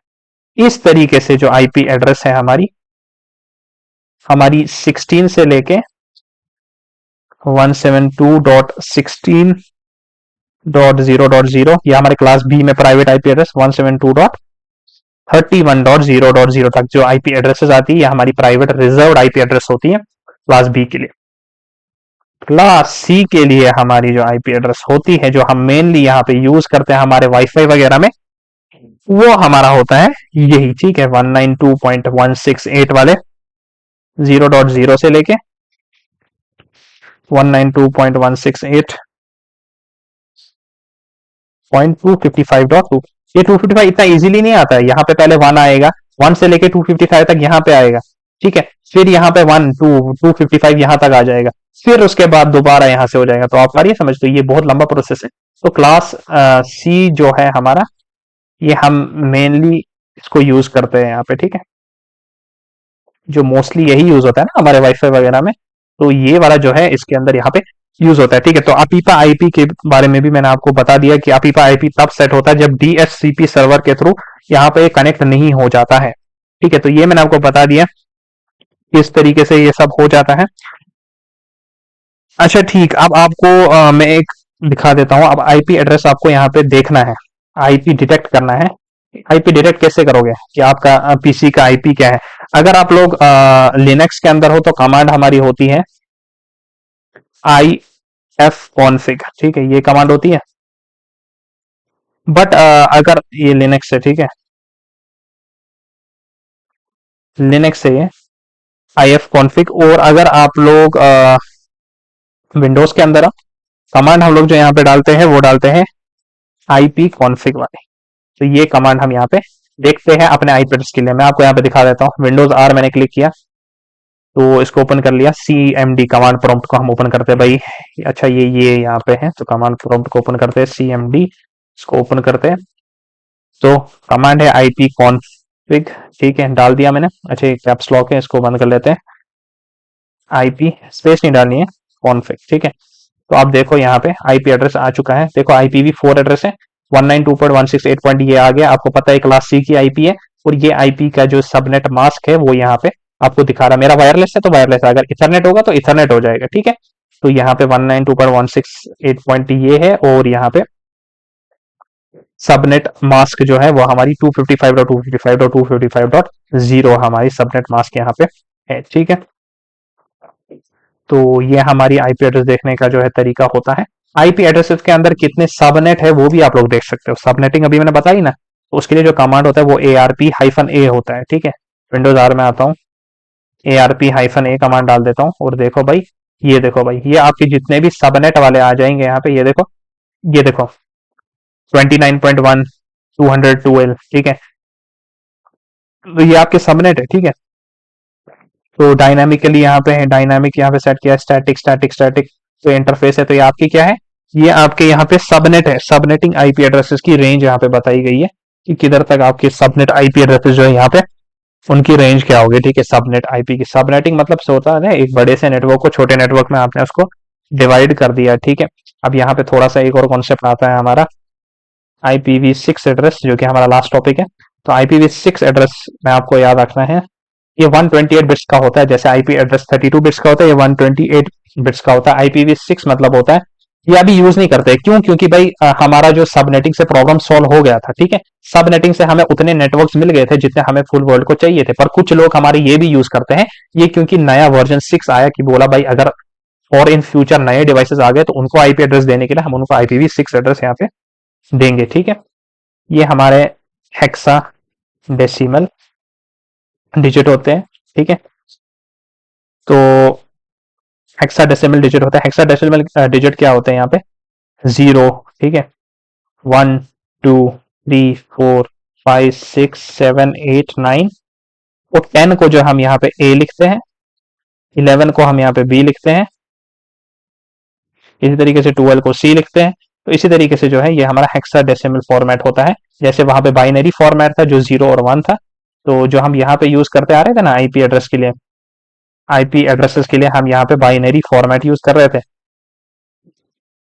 बाइनरी फॉर्मेट वही हमारा 0 और 1 है, ठीक है, जो हमारा बाइनरी फॉर्मेट है। यहाँ पे जो हेक्साडेसिमल फॉर्मेट यूज होता है, तो ये हमारा 128 बिट्स का होता है और हेक्साडेसिमल फॉर्मेट यहाँ पे यूज हो जाता है, ठीक है। इसमें क्या होता है, इसमें हमारा इस तरीके से होता है, 1 2 3 4 5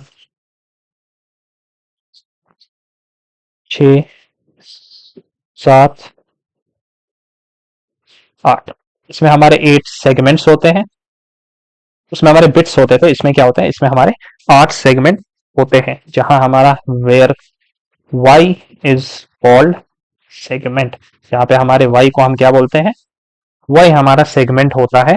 ये हमारे सेगमेंट होते हैं, ये टोटल 8 सेगमेंट्स होते हैं, 0 1 2 3 4 5 6 7 8 हेक्साडेसिमल में होता है, और 128 बिट्स का यहाँ पे होता है, ठीक है। अब इसकी रिप्रेजेंटेशन जो है मैं आपको यहाँ पे बता देता हूँ।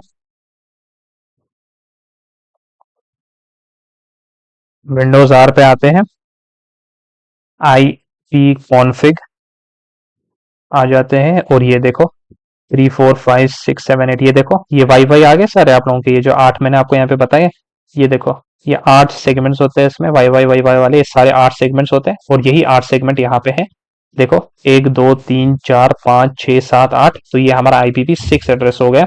और अच्छा देखो 2405, अब देखो यहाँ पे अल्फाबेट यूज हो रहे हैं, D C, तो मैंने आपको बताया हेक्साडेसिमल फॉर्मेट में होता है। हेक्साडेसिमल इस तरीके से होता है, हेक्साडेसिमल फॉर्मेट जो है वो आप लोगों का ऐसे होता है, ठीक है।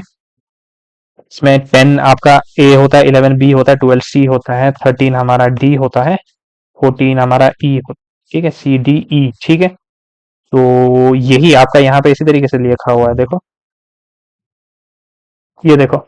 पहले तो आपको यहाँ पे IPv6 एड्रेस देखने को मिलेगा, ठीक है।